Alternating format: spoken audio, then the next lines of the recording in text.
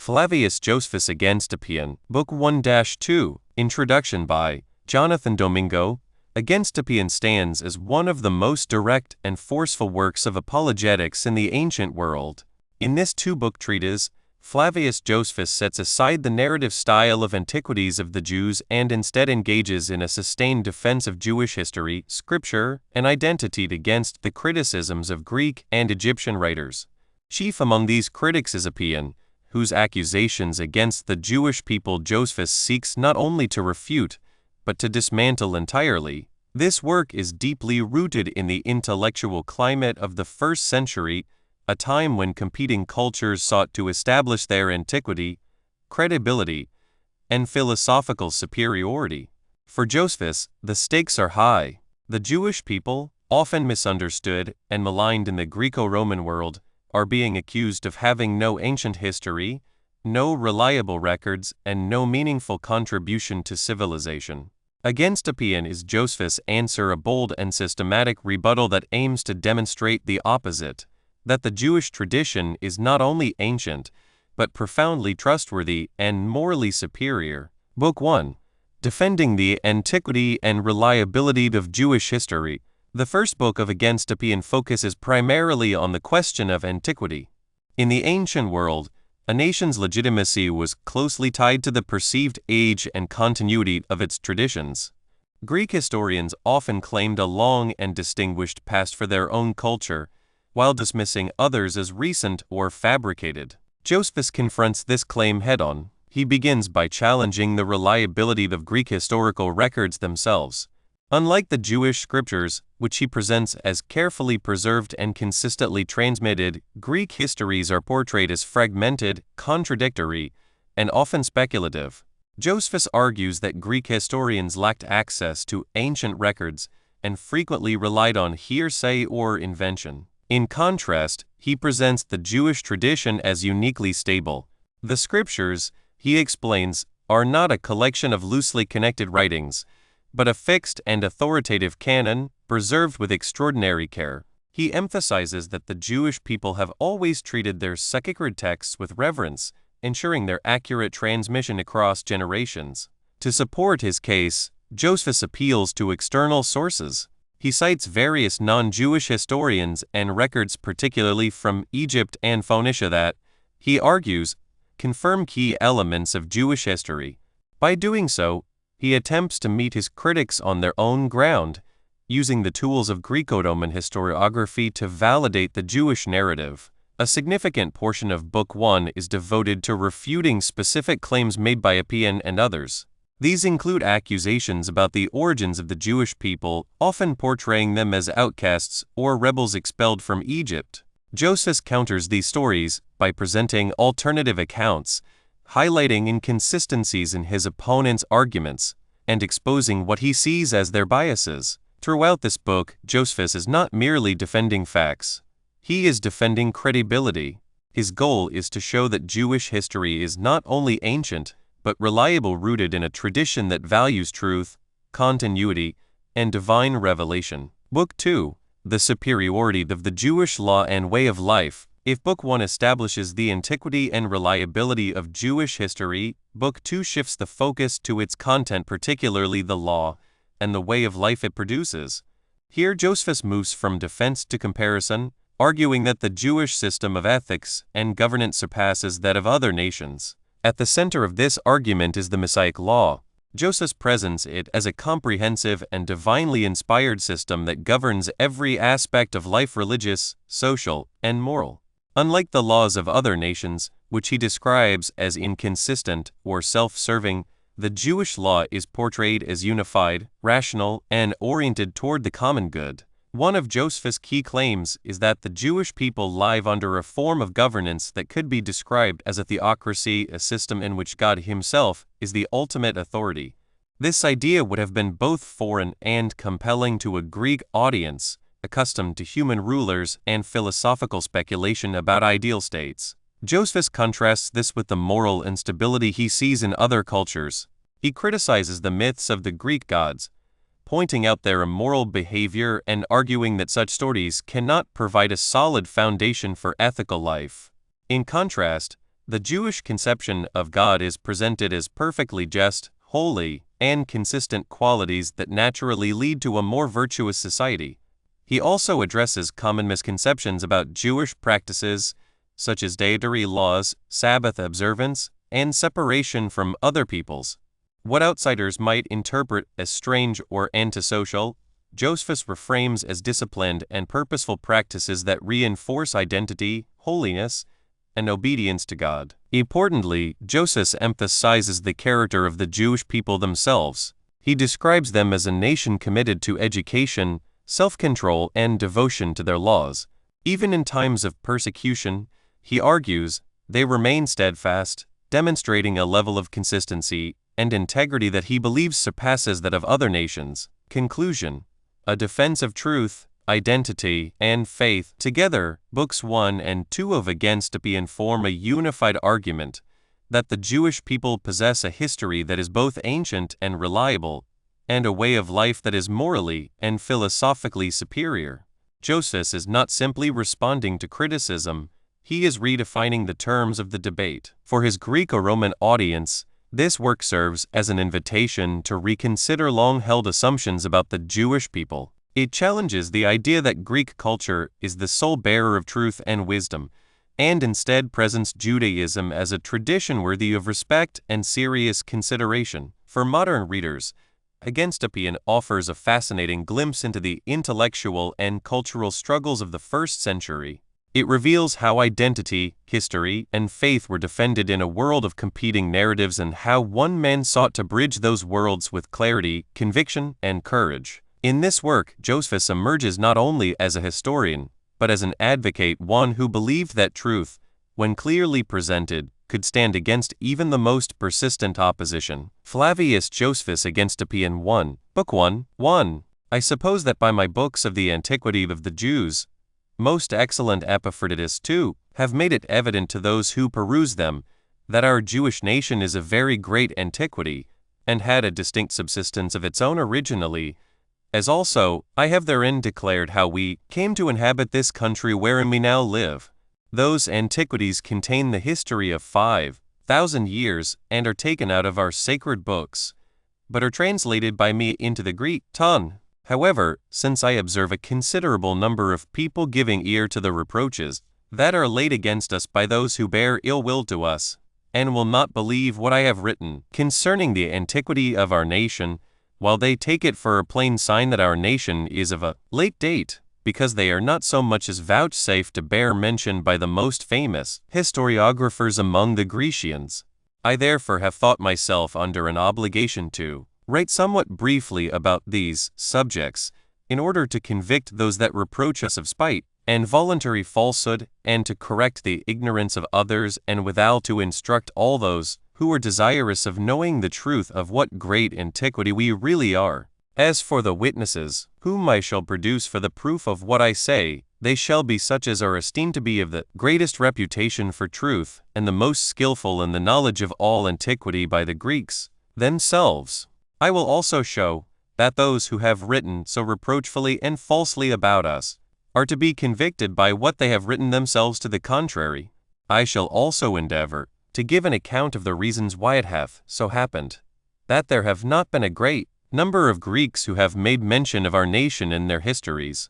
I will, however, bring those Grecians to light who have not omitted such our history, for the sake of those that either do not know them or pretend not to know them already. 2. And now, in the first place, I cannot but greatly wonder at those men who suppose that we must attend to none but Grecians when we are inquiring about the most ancient facts, and must inform ourselves of their truth from them only, while we must not believe ourselves nor other men, for I am convinced that the very reverse is the truth of the case. I mean this, if we will not be led by vain opinions, but will make inquiry after truth from facts themselves, for they will find that almost all which concerns the Greeks happened not long ago, nay, one may say, is of yesterday only. I speak of the building of their cities, the inventions of their arts, and the description of their laws, and as for their care about the writing down of their histories, it is very near the last thing they set about. However, they acknowledge themselves so far that they were the Egyptians, the Chaldeans, and the Phoenicians, for I will not now reckon ourselves among them that have preserved the memorials of the most ancient and most lasting traditions of mankind. For almost all these nations inhabit such countries as are least subject to destruction from the world about them, and these also have taken especial care to have nothing omitted of what was remarkably done among them, but their history was esteemed sacred and put into public tables, as written by men of the greatest wisdom they had among them. But as for the place where the Grecians inhabit, 10,000 destructions have overtaken it, and blotted out the memory of former actions, so that they were ever beginning a new way of living, and suppose that every one of them was the origin of their new state. It was also late, and with difficulty, that they came to know the letters they now use, for those who would advance theirs of these letters to the greatest antiquity pretend that they learned them from the Phoenicians and from Cadmus, yet is nobody able to demonstrate that they have any writing preserved from that time, neither in their temples nor in any other public monuments. This appears because the time when those lived who went to the Trojan War, so many years afterward, is in great doubt, and great inquiry is made whether the Greeks used their letters at that time, and the most prevailing opinion, and that nearest the truth, is that their present way of using those letters was unknown at that time. However, there is not any writing which the Greeks agreed to be genuine, among them ancienter than Homer's poems, who must plainly he confess later than the siege of Troy. Nay, the report goes that even he did not leave his poems in writing, but that their memory was preserved in songs, and they were put together afterward, and that this is the reason of such a number of variations as are found in them. 3. As for those who set themselves about writing their histories, I mean such as Cadmus of Miletus and Acusilaus of Argos and any others that may be mentioned as succeeding Acusilaus, they lived but a little while before the Persian expedition into Greece. But then for those that first introduced philosophy and the consideration of things celestial and divine among them, such as Phersides the Syrian, and Pythagoras, and Thales, all with one consent agree that they learned what they knew of the Egyptians and Chaldeans, and wrote but little, and these are the things which are supposed to be the oldest of all among the Greeks, and they have much ado to believe that the writings ascribed to those men are genuine. 3. How can it then be other than an absurd thing for the Greeks to be so proud, and to vaunt themselves to be the only people that are acquainted with antiquity, and that have delivered the true accounts of those early times after an accurate manner? Nay, who is there that cannot easily gather from the Greek writers themselves that they knew but little on any good foundation when they set to write, but rather wrote their histories from their own conjectures? Accordingly, they confute one another in their own books to purpose, and are not ashamed to give us the most contradictory accounts of the same things. And I should spend my time to little purpose if I should pretend to teach the Greeks that which they know better than I already. What a great disagreement there is between Hellanicus and Acusilaus about their genealogies, in how many eases Acusilaus corrects Hesiod, or after what manner Ephorus demonstrates Hellanicus to have told lies in the greatest part of his history, as does Timaeus in like manner as to Ephorus, and that succeeding writers do to Timaeus, and all the later writers do to Herodotus. 3. Nor could Timaeus agree with Antiochus and Philistus, or with Callias about the Sicilian history, no more than do the several writers of the Atheid follow one another about the Athenian affairs, nor do the historians the like that wrote the Argolics about the affairs of the Argives. And now what need I say any more about particular cities and smaller places, while in the most approved writers of the expedition of the Persians and of the actions which were therein performed, there are so great differences? Nay, Thucydides himself is accused of some as writing what is false, although he seems to have given us the exactest history of the affairs of his own time. 4. As for the occasions of so great disagreement of theirs, there may be assigned many that are very probable, if any have a mind to make an inquiry about them, but I ascribe these contradictions chiefly to 2 causes, which I will now mention, and still think what I shall mention in the first place to be the principal of all. For if we remember that in the beginning the Greeks had taken no care to have public records of their several transactions preserved, this must for certain have afforded those that would afterward write about those ancient transactions the opportunity of making mistakes and the power of making lies also. For this original recording of such ancient transactions hath not only been neglected by the other states of Greece, but even among the Athenians themselves also, who pretend to be aborigines, and to have applied themselves to learning, there are no such records extant. Nay, they say themselves that the laws of Draco concerning murders, which are now extant in writing, are the most ancient of their public records,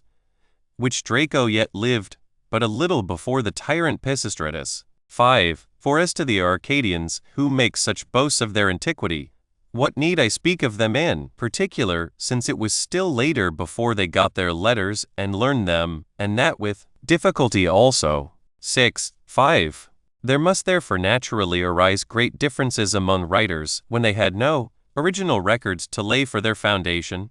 which might at once inform those who had an inclination to learn, and contradict those that would tell lies. However, we are to suppose a second occasion besides the former of these contradictions. It is this, that those who were the most zealous to write history were not solicitous for the discovery of truth, although it was very easy for them always to make such a profession,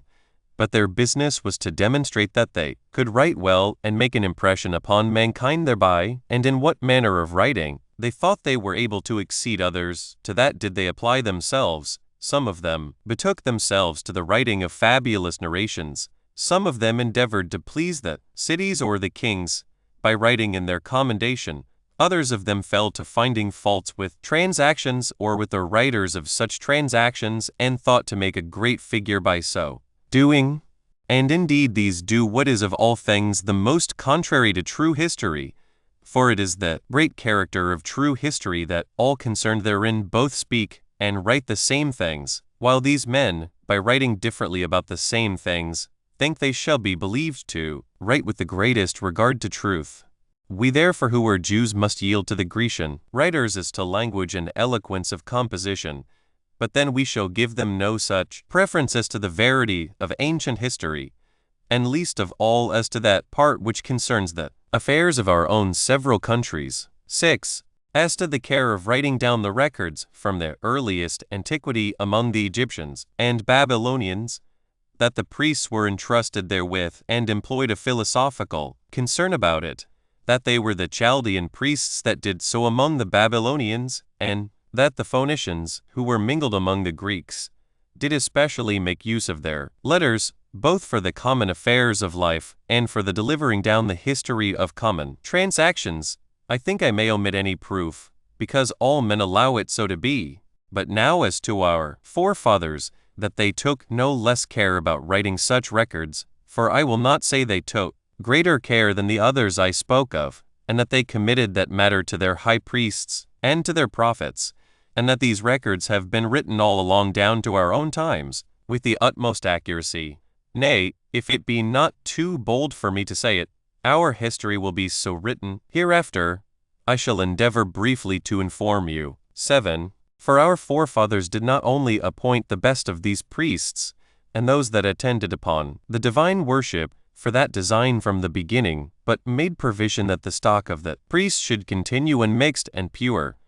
For he who is partaker of the priesthood must propagate of a wife of the same nation, without having any regard to money or any other dignities, but he is to make a scrutiny and take his wife's genealogy from the ancient tables and procure many witnesses to it. 7. And this is our practice not only in Judea, but wheresoever any body of men of our nation do live, and even there an exact catalogue of our priests' marriages is kept, I mean at Egypt and at Babylon, or in any other place of the rest of the habitable earth, whithersoever our priests are scattered, for they send to Jerusalem the ancient names of their parents in writing, as well as those of their remoter ancestors, and signify who are the witnesses also. But if any war falls out, such as have fallen out a great many of them already, when Antiochus Epiphanes made an invasion upon our country, as also when Pompey the Great and Quintilius Varus did so also, and principally in the wars that have happened in our own times. Those priests that survive them compose new tables of genealogy out of the old records, and examine the circumstances of the women that remain, for still they do not admit of those that have been captives, as suspecting that they had conversation with some foreigners. But what is the strongest argument of our exact management in this matter is what I am now going to say, that we have the names of our high priests from father to son set down in our records, for the interval of 2,000 years, and if any of these have been transgressors of these rules, they are prohibited to present themselves at the altar, or to be partakers of any other of our purifications, and this is justly, or rather necessarily done, because every one is not permitted of his own accord to be a writer, nor is there any disagreement in what is written, they being only prophets that have written the original and earliest accounts of things, as they learn them of God himself by inspiration, and others have written what hath happened in their own times, and that in a very distinct manner also. 8. For we have not an innumerable multitude of books among us, disagreeing from and contradicting one another as the Greeks have, but only 22 books, 8 which contain the records of all the past times, which are justly believed to be divine, and of them 5 belong to Moses, which contain his laws and the traditions of the origin of mankind till his death. This interval of time was little short of 3,000 years, but as to the time from the death of Moses till the reign of Artaxerxes king of Persia, who reigned after Xerxes, the prophets, who were after Moses, wrote down what was done in their times in 13 books. The remaining 4 books contain hymns to God, and precepts for the conduct of human life. It is true, our history hath been written since Artaxerxes very particularly, but hath not been esteemed of the like authority with the former by our forefathers, because there hath not been an exact succession of prophets since that time, and how firmly we have given credit to these books of our own nation is evident by what we do, for during so many ages as have already passed, no one has been so bold as either to add anything to them, to take anything from them, or to make any change in them,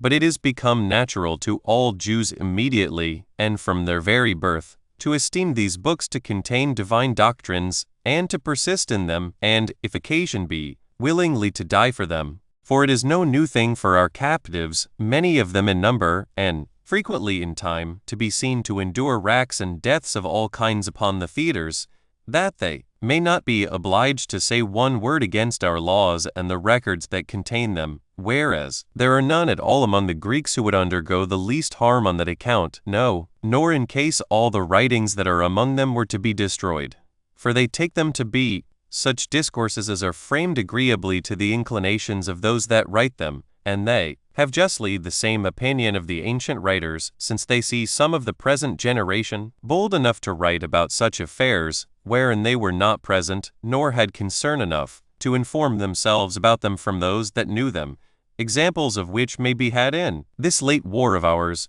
where some persons have written histories and published them, without having been in the places concerned, or having been near them when the actions were done. But these men put a few things together by hearsay, and insolently abuse the world, and call these writings by the name of histories. 9. As for myself, I have composed a true history of that whole war, and of all the particulars that occurred therein, as having been concerned in all its transactions,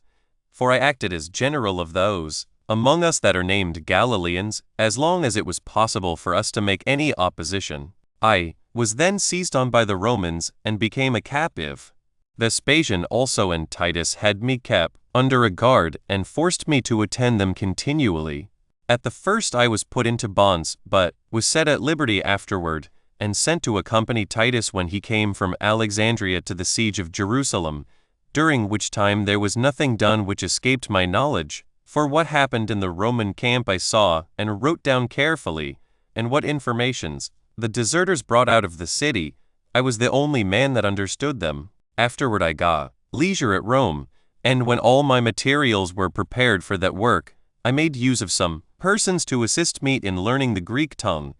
and by these means I composed the history of those transactions. And I was so well assured of the truth of what I related, that I first of all appealed to those that had the supreme command in that war, Vespasian and Titus, as witnesses for me, for to them I presented those books first of all, and after them to many of the Romans, who had been in the war. I also sold them to many of our own men who understood the Greek philosophy, among whom were Julius Archelaus, Herod king of Chalcis, a person of great gravity, and King Agrippa himself, a person that deserved the greatest admiration. Now all these men bore their testimony to me that I had the strictest regard to truth, who yet would not have dissembled the matter, nor been silent, if I, out of ignorance or out of favor to any side, either had given false colors to actions or omitted any of them. 10. There have been indeed some bad men who have attempted to calumniate my history, and took it to be a kind of scholastic performance for the exercise of young men. A strange sort of accusation and calumny this, since every one that undertakes to deliver the history of actions truly ought to know them accurately himself in the first place, as either having been concerned in them himself, or been informed of them by such as knew them. Now both these methods of knowledge I may very properly pretend to in the composition of both my works, for, as I said, I have translated the antiquities out of our sacred books, which I easily could do, since I was a priest by my birth, and have studied that philosophy which is contained in those writings, and, for the history of the war, I wrote it as having been an actor myself in many of its transactions, an eyewitness in the greatest part of the rest, and was not unacquainted with anything whatsoever that was either said or done in it. How impudent then must those deserve to be esteemed that undertake to contradict me about the true state of those affairs, who, although they pretend to have made use of both the emperor's own memoirs, yet could not they he acquainted with our affairs who fought against them. 11. This digression I have been obliged to make out of necessity, as being desirous to expose the vanity of those that profess to write histories, and I suppose I have sufficiently declared that this custom of transmitting down the histories of ancient times hath been better preserved by those nations which are called barbarians than by the Greeks themselves. I am now willing, in the next place, to say a few things to those that endeavor to prove that our constitution is but of late time, for this reason, as they pretend that the Greek writers have said nothing about us, after which I shall produce testimonies for our antiquity out of the writings of foreigners. I shall also demonstrate that such as cast reproaches upon our nation do it very unjustly. 12. As for ourselves, therefore, we neither inhabit a maritime country, nor do we delight in merchandise, nor in such a mixture with other men as arises from it, but the cities we dwell in are remote from the sea, and having a fruitful country for our habitation, we take pains in cultivating that only.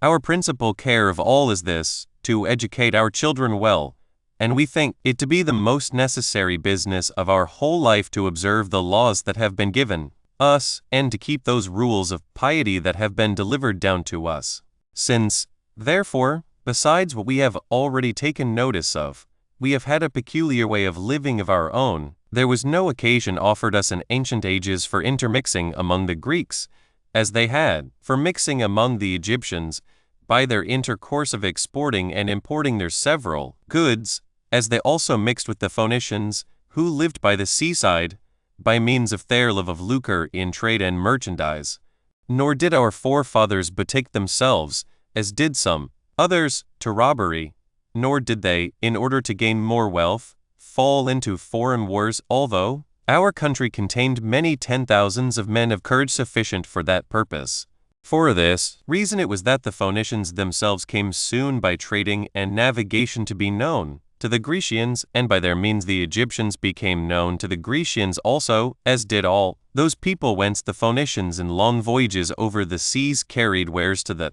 Grecians. The Medes also and the Persians, when they were lords of Asia, became well known to them, and this was especially true of the Persians, who led their armies as far as the other continent Europe. The Thracians were also known to them by the nearness of their countries, and the Scythians by the means of those that sailed to Pontus.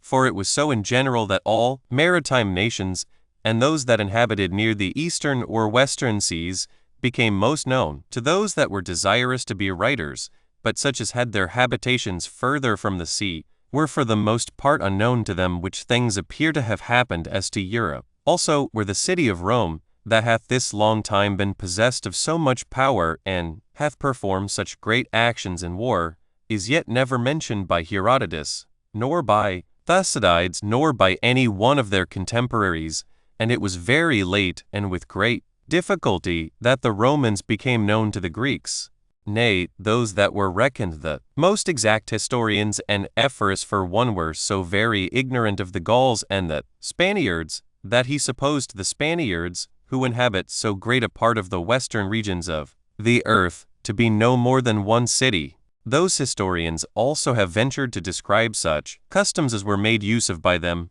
which they never had either done or said. And the reason why these writers did not know the truth of their affairs was this, that they had not any commerce together, but the reason why they wrote such falsities was this, that they had a mind to appear to know things which others had not known. How can it then be any wonder if our nation was no more known to many of the Greeks, nor had given them any occasion to mention them in their writings, while they were so remote from the sea, and had a conduct of life so peculiar to themselves? 13. Let us now put the case, therefore, that we made use of this argument concerning the Grecians, in order to prove that their nation was not ancient, because nothing is said of them in our records. Would not they laugh at us all, and probably give the same reasons for our silence that I have now alleged, and would produce their neighbor nations as witnesses to their own antiquity? Now the very same thing will I endeavor to do, for I will bring the Egyptians and the Phoenicians as my principal witnesses,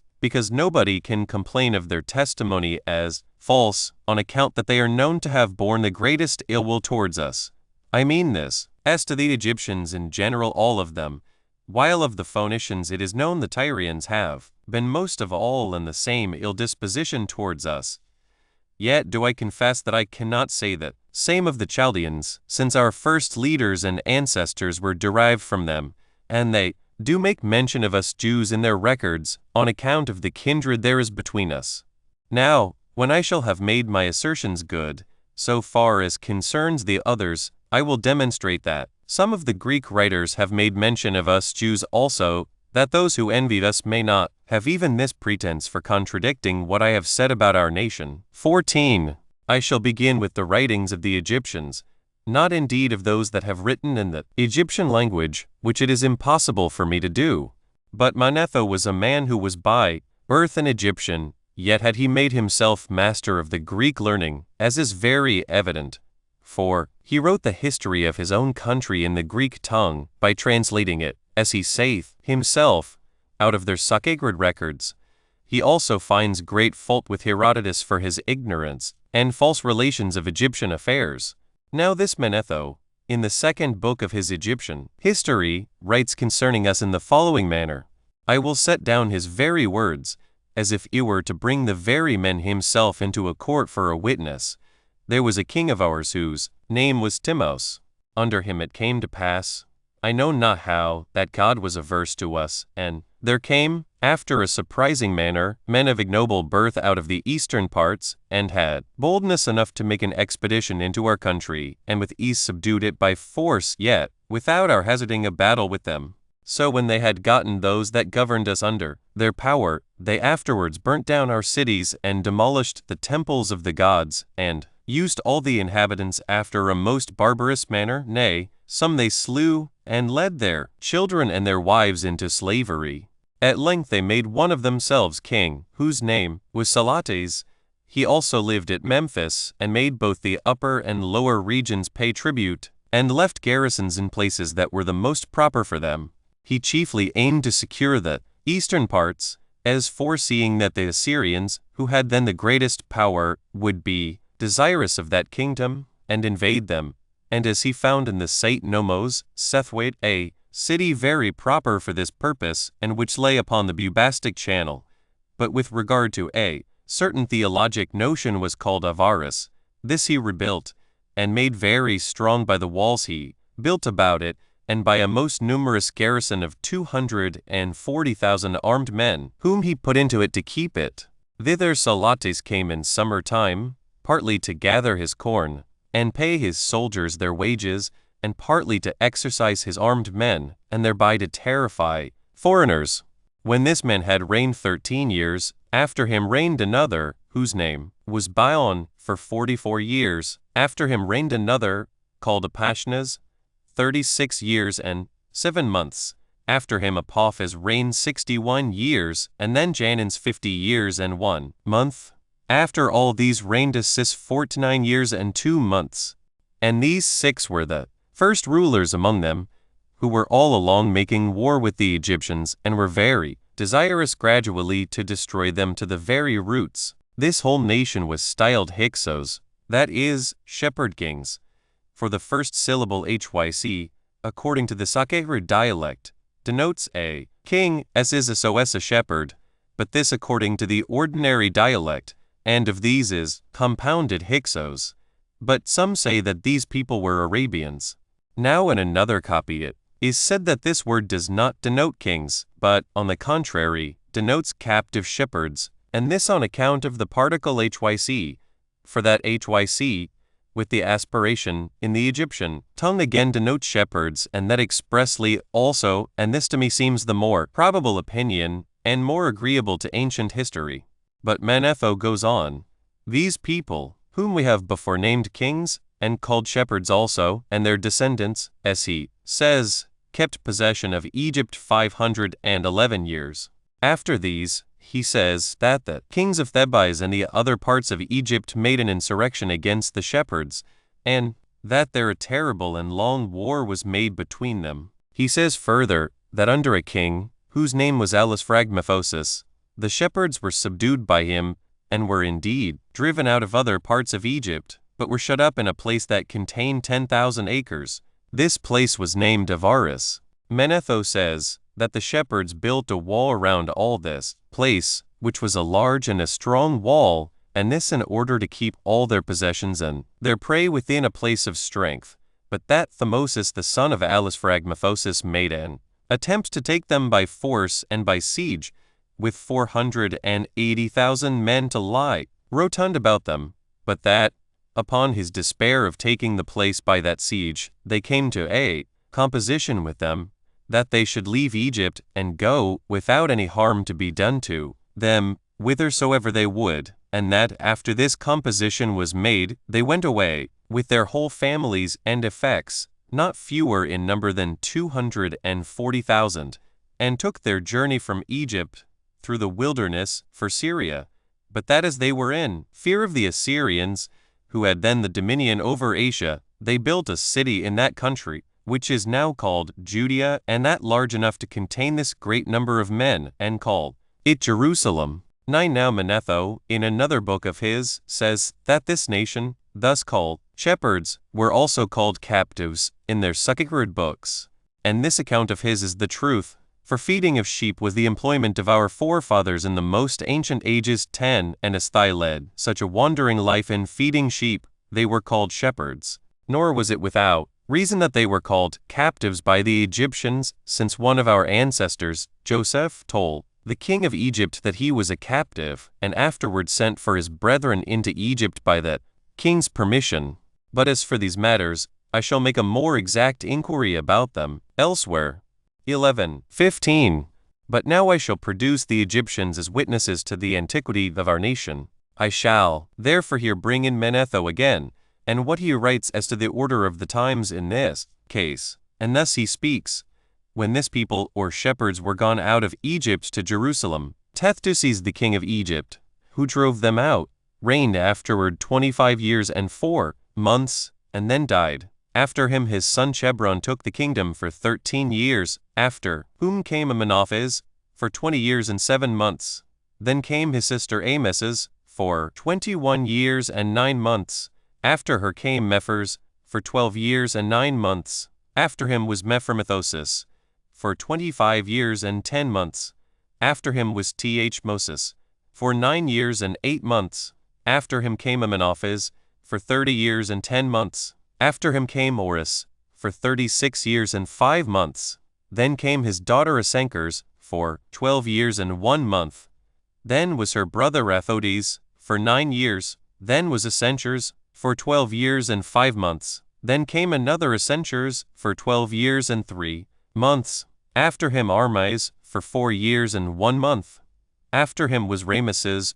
for 1 year and 4 months. After him came Armeses Maimon, for 66 years and 2 months. After him Amenophes, for 19 years and 6 months. After him came Sethosis and Rameses, who had an army of horse and a naval force. This king appointed his brother, Armes, to be his deputy over Egypt. In another copy it stood thus: After him came Sethosis and Rameses, 2 brethren, the former of whom had a naval force, and in a hostile manner destroyed those that met him upon the sea.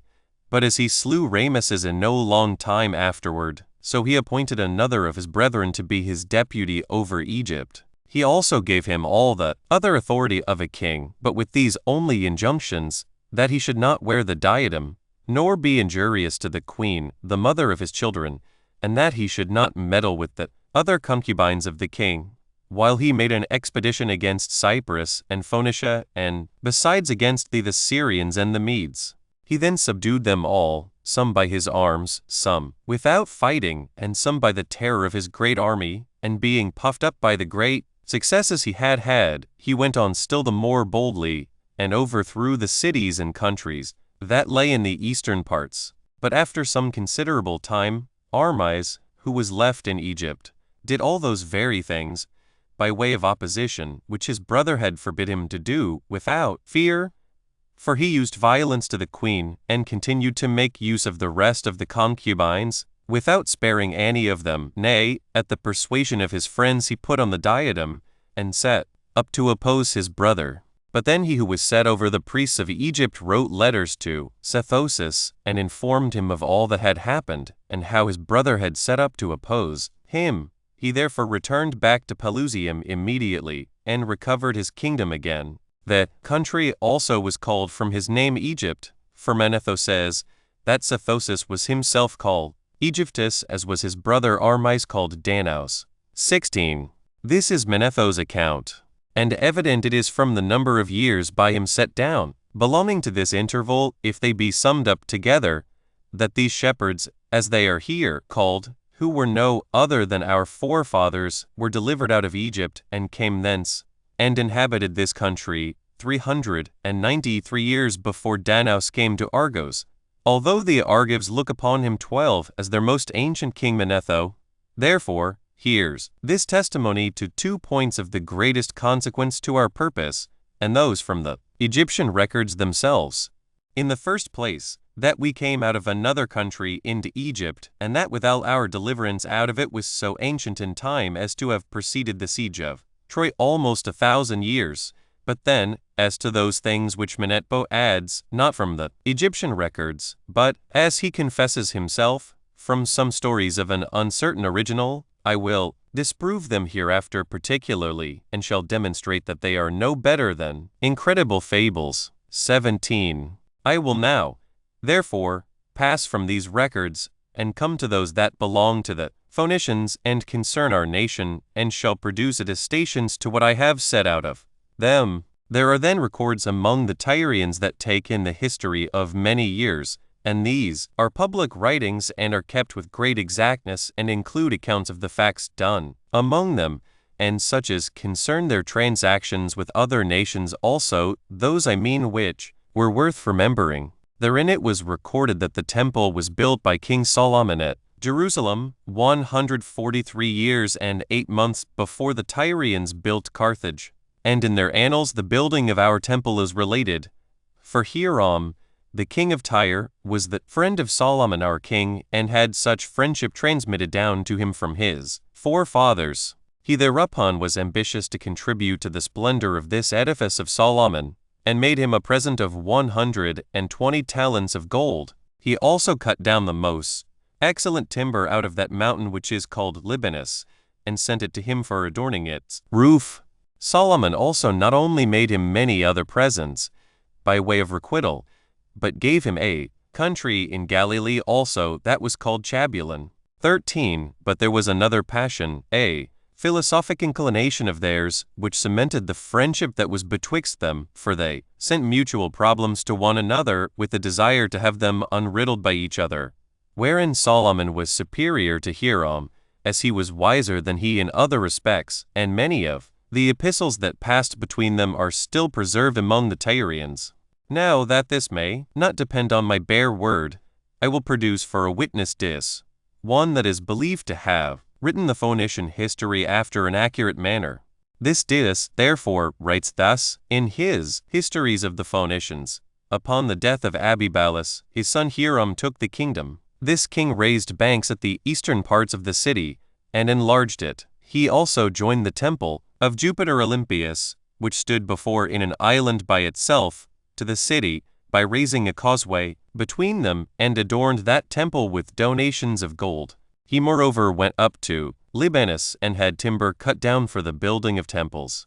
They say further that Solomon, when he was king of Jerusalem, sent problems to Hiram to be solved, and desired he would send others back for him to solve, and that he who could not solve the problems proposed to him should pay money to him that solved them. And when Hiram had agreed to the proposals, but was not able to solve the problems, he was obliged to pay a great deal of money as a penalty for the same, as also they relate that when Abdaman, a man of Tyre, did solve the problems and propose others which Solomon could not solve, upon which he was obliged to repay a great deal of money to Hiram. These things are attested to by Dis, and confirm what we have said upon the same subjects before. 18. And now I shall add Menander the Ephesian as an additional witness. This Menander wrote the acts that were done both by the Greeks and barbarians under every one of the Tyrian kings, and had taken much pains to learn their history out of their own records.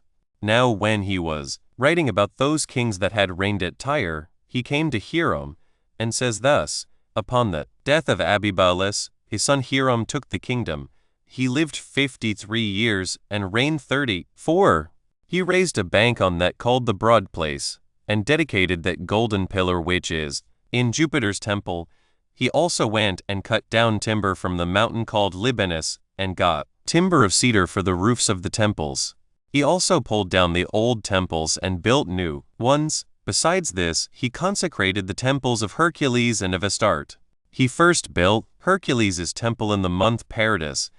and that of Astarte when he made his expedition against Titians, who would not pay him their tribute, and when he had subdued them to himself, he returned home. Under this king there was a younger son of Abdaman, who mastered the problems which Solomon king of Jerusalem had recommended to be solved. Now the time from this king to the building of Carthage is thus calculated.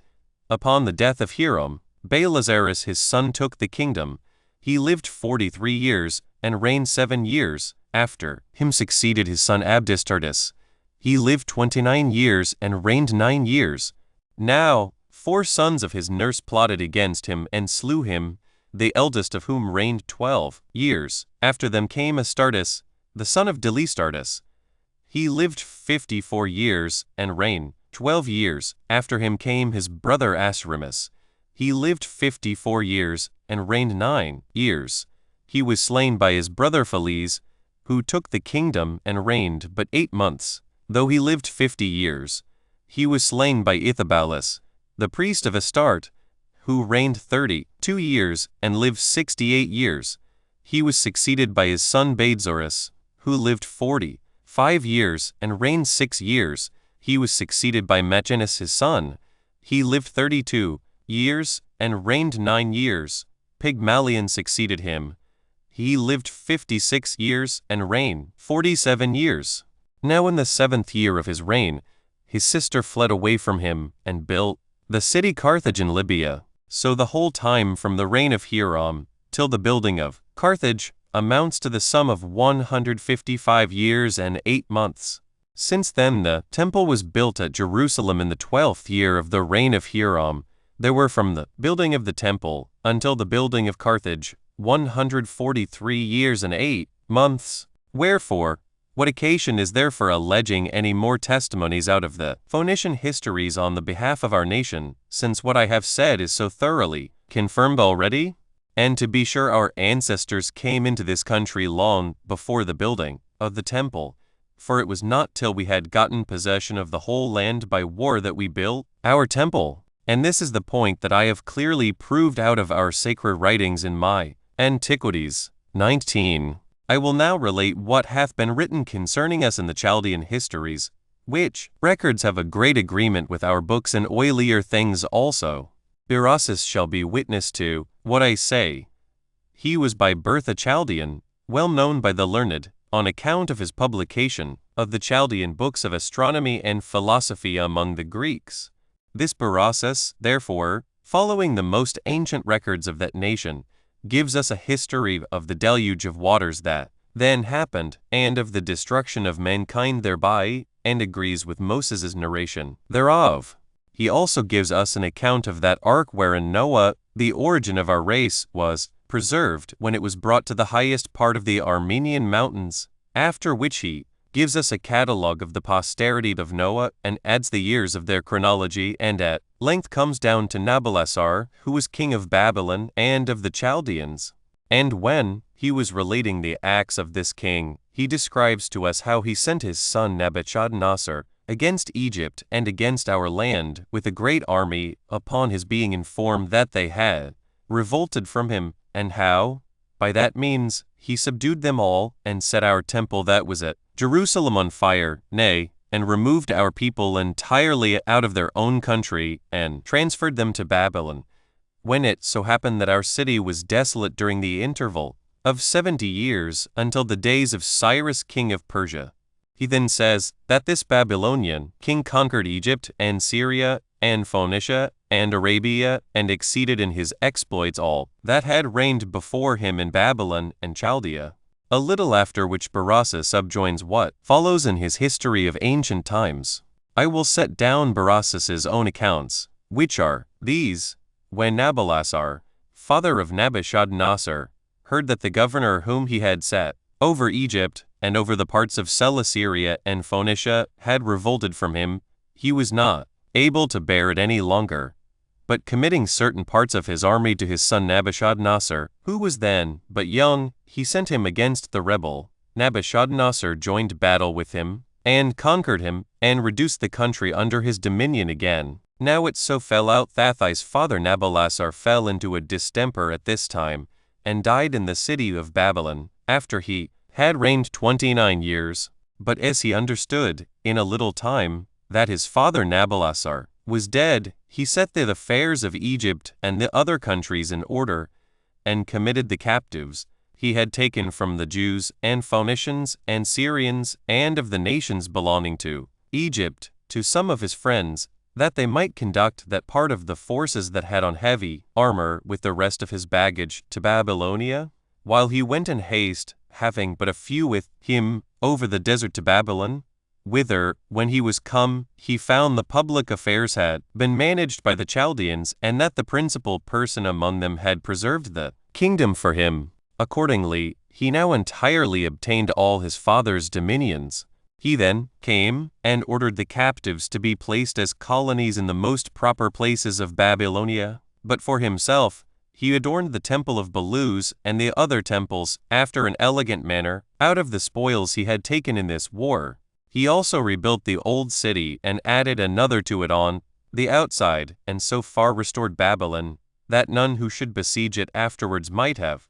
it in their power to divert the river, so as to facilitate an entrance into it. And this he did by building 3 walls about the inner city and 3 about the outer. Some of these walls he built of burnt brick and bitumen, and some of brick only. So when he had thus fortified the city with walls, after an excellent manner, and had adorned the gates magnificently, he added a new palace to that which his father had dwelt in, and this close by it also, and that more eminent in its height and in its great splendor. It would perhaps require too long a narration, if any one were to describe it. However, as prodigiously large and as magnificent as it was finished in 15 days. Now in this palace he erected very high walks, supported by stone pillars, and by planting what was called a pensile paradise, and replenishing it with all sorts of trees, he rendered the prospect an exact resemblance of a mountainous country.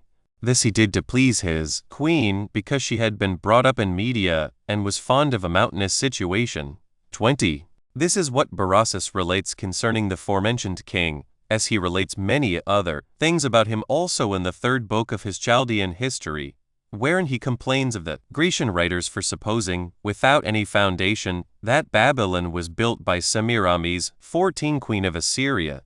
and for her false pretense to those wonderful edifices their two buildings at Babylon, do no way contradict those ancient and relating, as if they were her own workmanship, as indeed in these affairs the Chaldean history cannot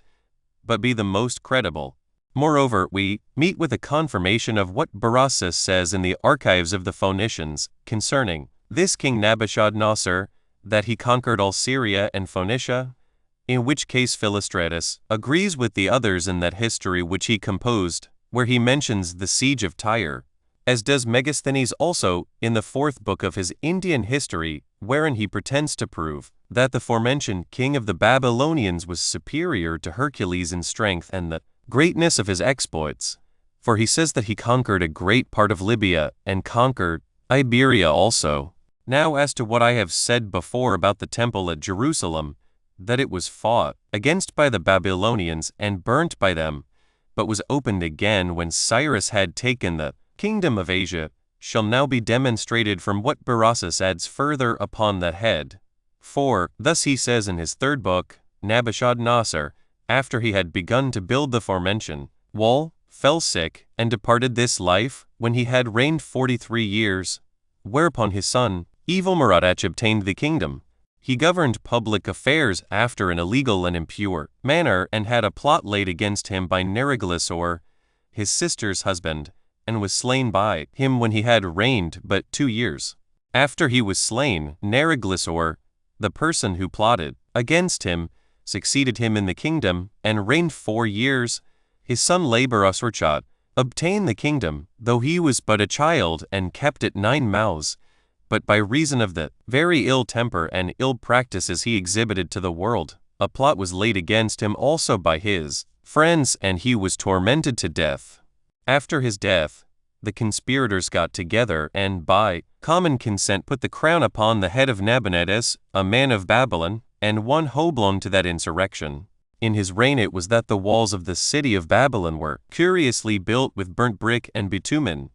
But when he was come to the 17th year of his reign, Cyrus came out of Persia with a great army, and having already conquered all the rest of Asia, he came hastily to Babylonia. When Nabonidus perceived he was coming to attack him, he met him with his forces, and joining battle with him was beaten, and fled away with a few of his troops with him, and was shut up within the city Borsippas. Hereupon Cyrus took Babylon, and gave order that the outer walls of the city should be demolished, because the city had proved very troublesome to him, and cost him a great deal of pains to take it. He then marched away to Borsippas to besiege Nabonidus. But as Nabonidus did not sustain the siege, but delivered himself into his hands, he was at first kindly used by Cyrus, who gave him Carmania as a place for him to inhabit in, but sent him out of Babylonia. Accordingly, Nabonidus spent the rest of his time in that country, and there died. 21. These accounts agree with the true histories in our books, for in them it is written that Nebuchadnezzar, in the 18th year of his reign, laid our temple desolate, and so it lay in that state of obscurity for 50 years, but that in the 2nd year of the reign of Cyrus its foundations were laid, and it was finished again in the 2nd year of Darius. I will now add that records of the Phoenicians, for it will not be superfluous to give the reader demonstrations more than enough on this occasion. In them we have this enumeration of the times of their several kings. Nabushodonosor besieged Tyre for 13 years in the days of Ithabal their king. After him reigned Baal 10 years. After him were judges appointed, who judged the people. Ecnebalus, the son of Basilicus, 2 months. Shelbs, the son of Abius, 10 months. Abar, the high priest, 3 months. Myconus and Gerostretus, the sons of Abilemus, were judges 6 years. After whom Balatoris reigned 1 year. After his death they sent and fetched Murbalus from Babylon, who reigned 4 years. After his death they sent for his brother Hiram, who reigned 20 years. Under his reign Cyrus became king of Persia, so that the whole interval is 54 years besides 3 months. For in the 7th year of the reign of Nebuchadnezzar he began to besiege Tyre, and Cyrus the Persian took the kingdom in the 14th year of Hiram, so that the records of the Chaldeans and Tyrians agree with our writings about this temple, and the testimonies here produced are an indisputable and undeniable attestation to the antiquity of our nation. And I suppose that what I have already said may be sufficient to such as are not very contentious. 22. But now it is proper to satisfy the inquiry of those that disbelieve the records of barbarians, and think none but Greeks to be worthy of credit, and to produce many of these very Greeks, who were acquainted with our nation, and to set before them such as upon occasion have made mention of us in their own writings. Pythagoras, therefore, of Samos, lived in very ancient times, and was esteemed a person superior to all philosophers in wisdom and piety towards God. Now it is plain that he did not only know our doctrines, but was in very great measure a follower and admirer of them. There is not indeed extant any writing that is owned for his 15, but many there are who have written his history, of whom Hermippus is the most celebrated, who was a person very inquisitive into all sorts of history. Now this Hermippus, in his first book, concerning Pythagoras, speaks thus, that Pythagoras, upon the death of one of his associates, whose name was Caliphon, a Crotonlate by birth, affirmed that this man's soul conversed with him both night and day, and enjoined him not to pass over a place where an ass had fallen down, as also not to drink of such waters as caused thirst again, and to abstain from all sorts of reproaches. After which he adds thus,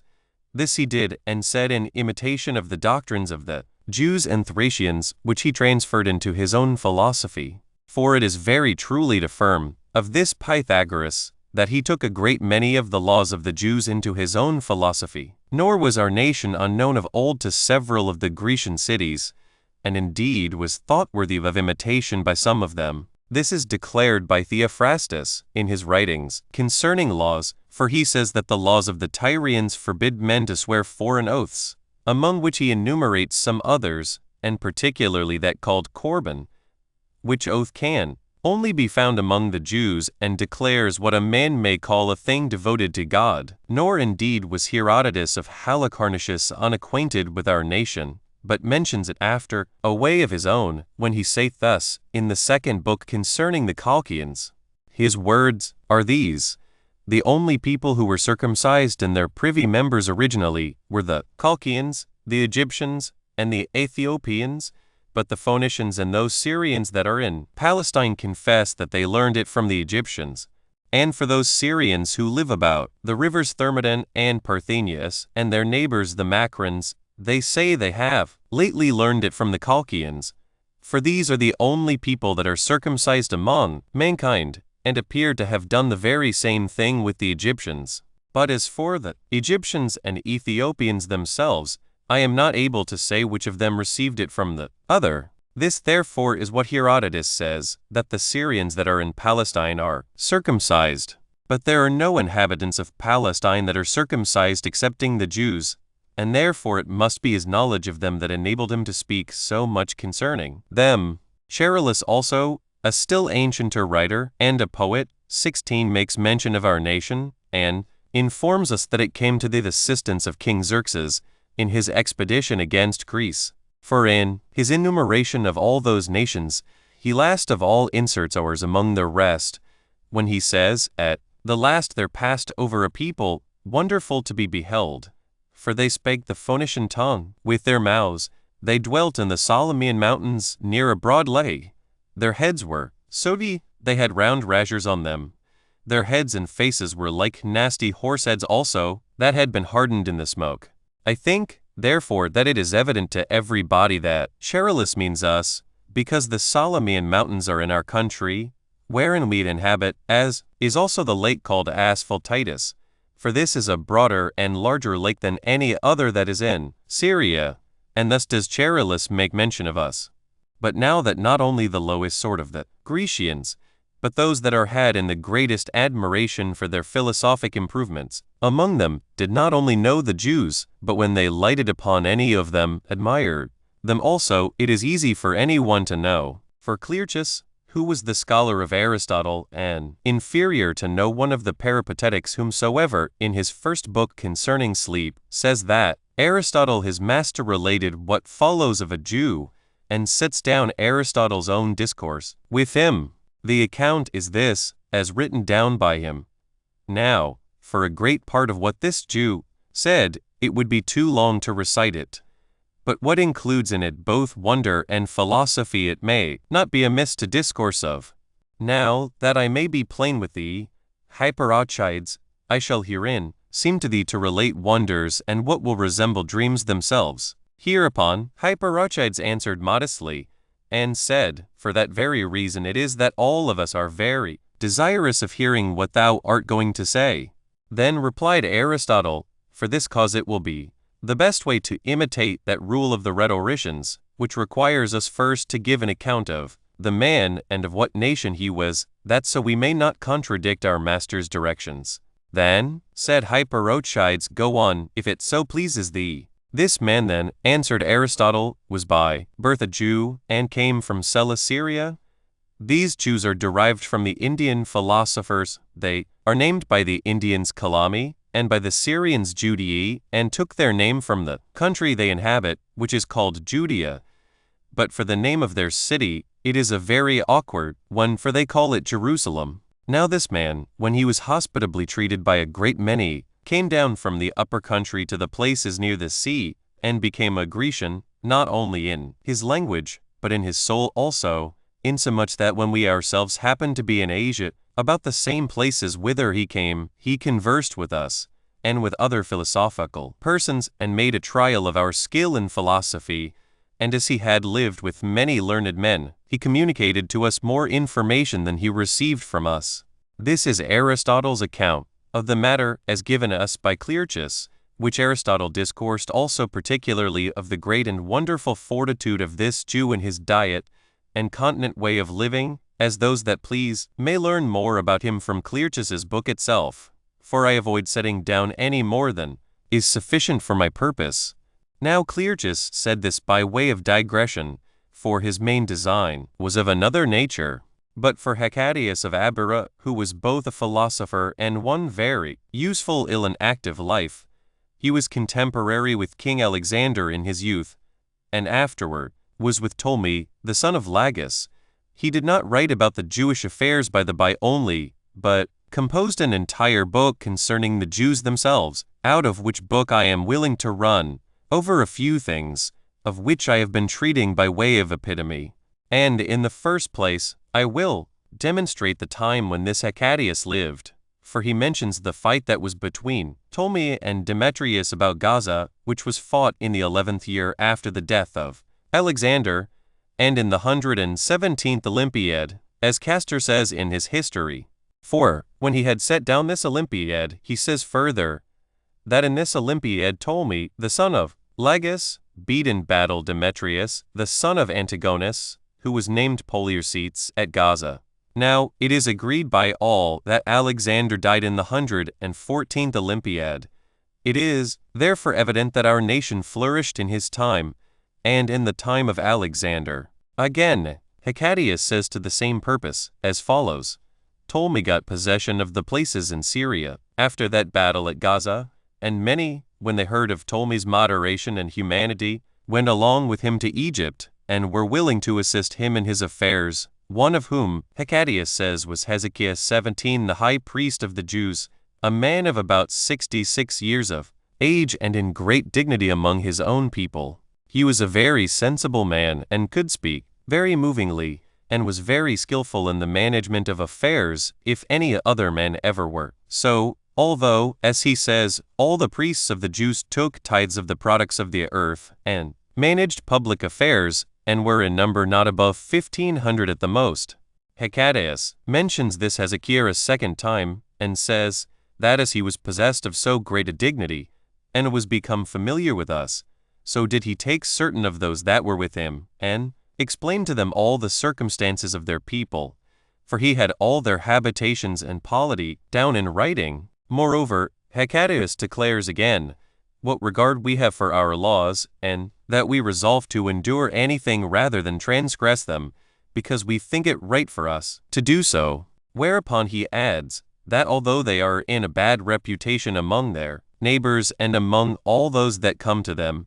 and have been often treated injuriously by the kings and governors of Persia, yet can they not be dissuaded from acting what they think best, but that when they are stripped on this account and have torments inflicted upon them, and they are brought to the most terrible kinds of death, they meet them after an extraordinary manner, beyond all other people, and will not renounce the religion of their forefathers. Hecataeus also produces demonstrations not a few of this their resolute tenaciousness of their laws, when he speaks thus, Alexander was once at Babylon, and had an intention to rebuild the temple of Belus that was fallen to decay, and in order thereto, he commanded all his soldiers in general to bring earth thither. But the Jews and they only would not comply with that command.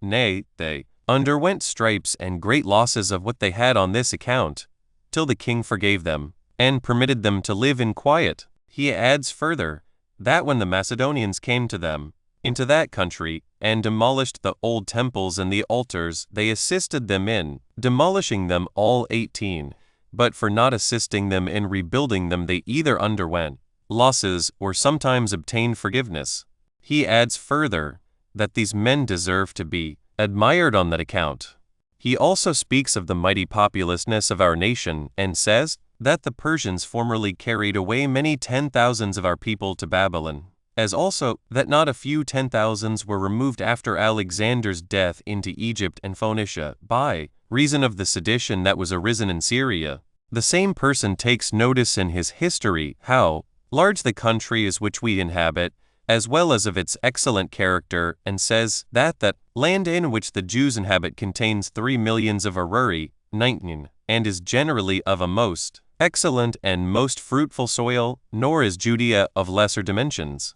The same man describe our city Jerusalem also itself as of a most excellent structure, and very large, and inhabited from the most ancient times. He also discourses of the multitude of men in it, and of the construction of our temple, after the following manner. There are many strong places and villages, says he, in the country of Judea,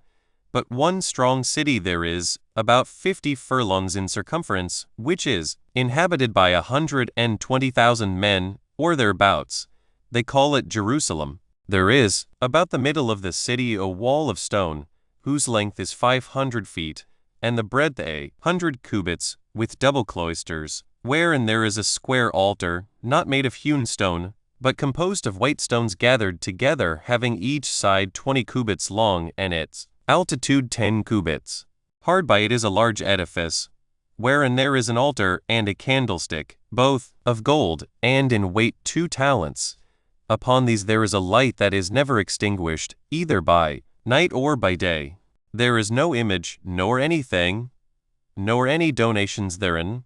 Nothing at all is there planted, neither grove, nor anything of that sort. The priests abide therein both nights and days, performing certain purifications, and drinking not the least drop of wine while they are in the temple. Moreover, he attests that we Jews went as auxiliaries along with King Alexander, and after him with his successors. I will add further what he says he learned when he was himself with the same army, concerning the actions of a man that was a Jew. His words are these: as I was myself going to the Red Sea, there followed us a man, whose name was Mosalem. He was one of the Jewish horsemen who conducted us. He was a person of great courage, of a strong body, and by all allowed to be the most skillful archer that was either among the Greeks or barbarians. Now this man, as people were in great numbers passing along the road, and a certain augur was observing an augury by a bird, and requiring them all to stand still, inquired what they stayed for.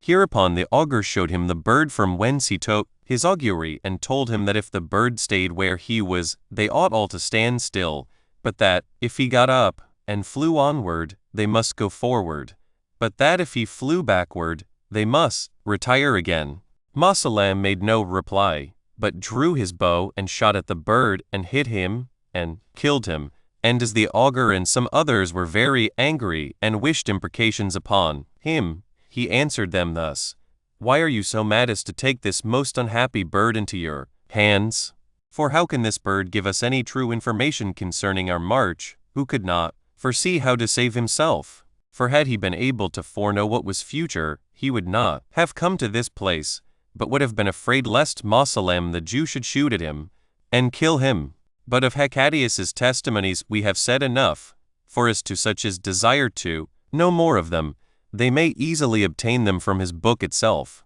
However, I shall not think it too much for me to name Agatharchides as having made mention of us Jews, though in way of derision at our simplicity, as he supposes it to be, for when he was discoursing of the affairs of Stratonus, how she came out of Macedonia into Syria and left her husband Demetrius, while yet Seleucus would not marry her as she'd expected, but during the time of his raising an army at Babylon, stirred up a sedition about Antioch, and how, after that, the king came back, and upon his taking of Antioch she fled to Seleucia, and had it in her power to sail away. Immediately yet did she comply with a dream which forbade her so to do, and so was caught and put to death. When Agatharchides had premised this story, and had jested upon Stratonus for her superstition, he gives a like example of what was reported concerning us, and writes thus: There are a people called Jews, and dwell in a city the strongest of all other cities, which the inhabitants call Jerusalem, and are accustomed to rest on every 7th day 20 on which times they make no use of their arms, nor meddle with husbandry, nor take care of any affairs of life, but spread out their hands in their holy places, and pray till the evening. Now it came to pass, that when Ptolemy, the son of Lagus, came into this city with his army, that these men, in observing this mad custom of theirs, instead of guarding the city, suffered their country to submit itself to a bitter lord, and their law was openly proved to have commanded a foolish practice. 21 This accident taught all other men, but the Jews to disregard such dreams as these were, and not to follow the like idle suggestions delivered as a law, when, in such uncertainty of human reasonings, they are at a loss what they should do. Now this our procedure seems a ridiculous thing to Agatharchides, but will appear to such as consider it without prejudice a great thing, and what deserved a great many encomiums. I mean, when certain men constantly prefer the observation of their laws and their religion towards God, before the preservation of themselves and their country. 23. Now that some writers have omitted to mention our nation, not because they knew nothing of us, but because they envied us, or for some other unjustifiable reasons, I think I can demonstrate by particular instances. For Hieronymus, who wrote the history of Alexander's successors, lived at the same time with Hecataeus, and was a friend of King Antigonus, and president of Syria. Now it is plain that Hecataeus wrote an entire book concerning us, while Hieronymus never mentions us in his history, although he was bred up very near to the places where we live. Thus different from one another are the inclinations of men. While the one thought we deserved to be carefully remembered,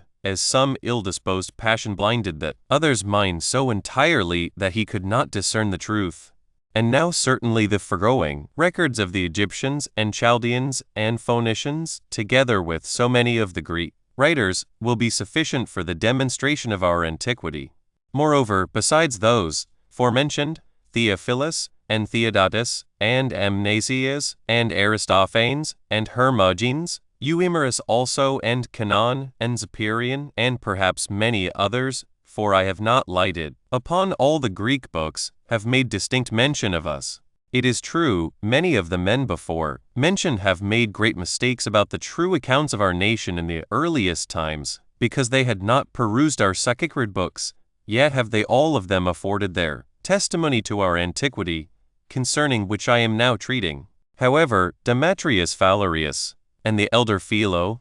with Eupolemus, have not greatly missed the truth about our affairs, whose lesser mistakes ought therefore to be forgiven them, for it was not in their power to understand our writings with the utmost accuracy. 24. One particular there is still remaining behind of what I at first proposed to speak to, and that is to demonstrate that those calumnies and reproaches which some have thrown upon our nation are lies, and to make use of those writers' own testimonies against themselves, and that, in general, this self-contradiction hath happened to many other authors by reason of their ill will. To some people, I conclude, is not unknown to such as have read histories with sufficient care, for some of them have endeavored to disgrace the nobility of certain nations, and of some of the most glorious cities, and have cast reproaches upon certain forms of government. Thus hath Theopompus abused the city of Athens,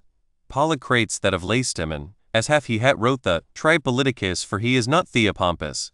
as is supposed by some done by the city of Thebes. Timos also hath greatly abused the foregoing people, and others also, and this ill treatment they use chiefly when they have a contest with men of the greatest reputation, some out of envy and malice, and others as supposing that by this foolish talking of theirs they may be thought worthy of being remembered themselves, and indeed they do by no means fail of their hopes with regard to the foolish part of mankind, but men of sober judgment still condemn them of great malignity. 25. Now the Egyptians were the first that cast reproaches upon us,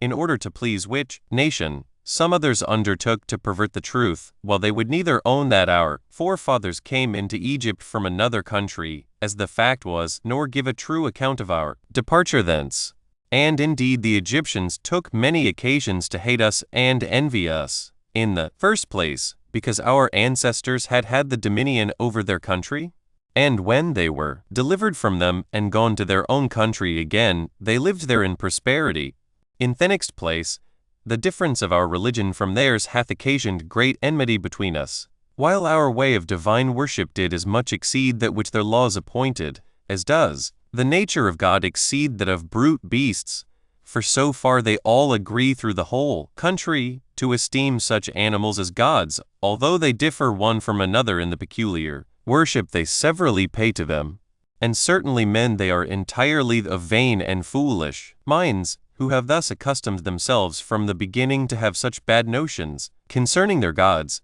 and could not think of imitating that decent form of divine worship which we made use of, though, when they saw our institutions approved of by many others, they could not but envy us on that account, for some of them have proceeded to that degree of folly and meanness in their conduct, as not to scruple to contradict their own ancient records, nay, to contradict themselves also in their writings, and yet were so blinded by their passions as not to discern it. 26. And now I will turn my discourse to one of their principal writers, whom I have a little before made use of as a witness to our antiquity, I mean Manetho. 22. He promised to interpret the Egyptian history out of their sacred writings, and premised this, that our people had come into Egypt, many 10,000s in number, and subdued its inhabitants. And when he had further confessed that we went out of that country afterward, and settled in that country which is now called Judea, and there built Jerusalem and its temple.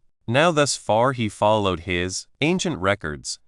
But after this he permits himself, in order to appear to have written what rumors and reports passed abroad about the Jews, and introduces incredible narrations, as if he would have the Egyptian multitude, that had the leprosy and other distempers, to have been mixed with us, as he says they were, and that they were condemned to fly out of Egypt together. For he mentions Amenophis, a fictitious king's name, though on that account he durst not set down the number of years of his reign, which yet he had accurately done as to the other kings he mentions. He then ascribes certain fabulous stories to this king, as having in a manner forgotten how he had already related that the departure of the shepherds for Jerusalem had been 518 years before, for Thutmosis was king when they went away. Now from his days, the reigns of the intermediate kings, according to Maneth, amounted to 393 years, as he says himself, till the two brothers Sethos and Hermias, the one of whom, Sethos, was called by that other name of Egyptus, and the other, Hermias, by that of Danaus. He also says that Sethos east the other out of Egypt, and reigned 59 years, as did his eldest son Ramses reign after him 66 years. When Maneth therefore had acknowledged that our forefathers were gone out of Egypt so many years ago, he introduces his fictitious king Amenophis, and says thus, "This king was desirous to become a spectator of the gods, as had Horus, one of his predecessors in that kingdom, desired the same before him. He also communicated that his desire to his namesake Amenophis, who was the son of Papis, and one that seemed to partake of a divine nature, both as to wisdom and the knowledge of futurities." Mineth adds, how this namesake of his told him that he might see the gods, if he would clear the whole country of the lepers and of the other impure people, that the king was pleased with this injunction, and got together all that had any defect in their bodies out of Egypt, and that their number was 80,000, whom he sent to those quarries which are on the east side of the Nile, that they might work in them, and might be separated from the rest of the Egyptians. He says further that there were some of the learned priests that were polluted with the leprosy, but that still this Amenophis, the wise man and the prophet, was afraid that the gods would be angry at him and at the king if there should appear to have been violence offered them. Who also added this further, out of his sagacity about futurities, that certain people would come to the assistance of these polluted wretches and would conquer Egypt and keep it in their possession 13 years, that, however, he durst not tell the king of these things, but that he left a writing behind him about all those matters, and then slew himself, which made the king disconsolate. After which he writes thus verbatim, after those that were sent to work in the quarries had continued in that miserable state for a long while, the king was desired that he would set apart the city of Horus, which was then left desolate of the shepherds, for their habitation and protection, which desire he granted them. Now the city, according to the ancient theology, was Typhos' city. But when these men were gotten into it, and found the place fit for a revolt, they appointed themselves a ruler out of the priests of Hellopolis, whose name was Osarsiph, and they took their oaths that they would be obedient to him in all things. He then in the first place made this law for them, that they should neither worship the Egyptian gods, nor should abstain from any one of those sacred animals which they have in the highest esteem, but kill and destroy them all, that they should join themselves to nobody but to those that were of this confederacy. When he had made such laws as these, and many more such as were mainly opposite to the customs of the Egyptians, 23 he gave order that they should use the multitude of the hands they had in building walls about their city, and make themselves ready for a war with King Amenophis, while he did himself take into his friendship the other priests, and those that were polluted with them, and sent ambassadors to those shepherds who had been driven out of the land by Tephomosis to the city called Jerusalem, whereby he informed them of his own affairs, and of the state of those others that had been treated after such an ignominious manner, and desired that they would come with one consent to his assistance in this war against Egypt. He also promised that he would, in the first place, bring them back to their ancient city and country of Horus, and provide a plentiful maintenance for their multitude, that he would protect them and fight for them as occasion should require, and would easily reduce the country under their dominion. These shepherds were all very glad of this message, and came away with alacrity all together, being in number 200,000 men, and in a little time they came to Horus. And now Amenophis the king of Egypt, upon his being informed of their invasion, was in great confusion, as calling to mind what Amenophis, the son of Papis, had foretold him. And, in the first place, he assembled the multitude of the Egyptians, and took counsel with their leaders, and sent for their sacred animals to him, especially for those that were principally worshipped in their temples, and gave a particular charge to the priests distinctly, that they should hide the images of their gods with the utmost care. He also sent his son Sethos, who was also named Rameses, from his father Ramses, being but 5 years old, to a friend of his. He then passed on with the rest of the Egyptians, being 300,000 of the most warlike of them, against the enemy who met them. Yet did he not join battle with them, but thinking that would be to fight against the gods, he returned back and came to Memphis, where he took Apis and the other sacred animals which he had sent for to him,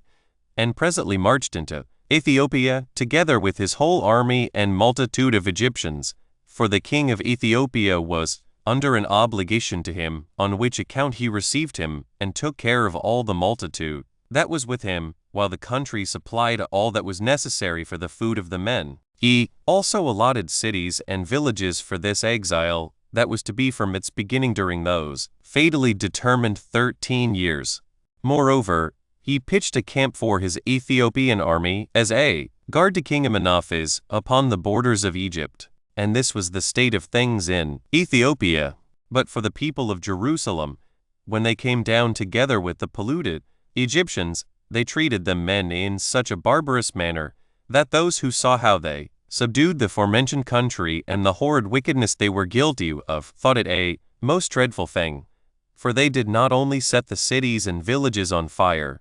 but were not satisfied till they had been guilty of sacrilege, and destroyed the images of the gods, and used them in roasting those sacred animals that used to be worshipped, and forced the priests and prophets to be the executioners and murderers of those animals, and then ejected them naked out of the country. It was also reported that the priest who ordained their polity and their laws was by birth of Helipols, and his name Osarsiph, from Osiris, who was the god of Helipols, but that, when he was gone over to these people, his name was changed and he was called Moses. 27. This is what the Egyptians relate about the Jews, with much more, which I omit for the sake of brevity. But still Manetho goes on, that after this, Amenophes returned back from Ethiopia with a great army, as did his son Ahamses with another army also, and that both of them joined battle with the shepherds and the polluted people, and beat them, and slew a great many of them, and pursued them to the bounds of Syria. These and the like accounts are written by Manetho, but I will demonstrate that he trifles, and tells arrant lies after I have made a distinction which will relate to what I am going to say about him. For this Manetho had granted and confessed that this nation was not originally Egyptian, but that they had come from another country, and subdued Egypt, and then went away again out of it. But that those Egyptians who were thus diseased in their bodies were not mingled with us afterward, and that Moses who brought the people out was not one of that company, but lived many generations earlier, I shall endeavor to demonstrate from Manetho's own accounts themselves. 28. Now, for the first occasion of this fiction, Manetho supposes what is no better than a ridiculous thing, for he says that King Amenophes desired to see the gods. What gods, I pray, did he desire to see? If he meant the gods whom their laws ordained to be worshipped, the ox, the goat, the crocodile, and the baboon, he saw them already. But for the heavenly gods, how could he see them, and what should occasion this his desire? To be sure, it was because another king before him had already seen them. He had then been informed what sort of gods they were, and after what manner they had been seen, insomuch that he did not stand in need of any new artifice for obtaining this sight.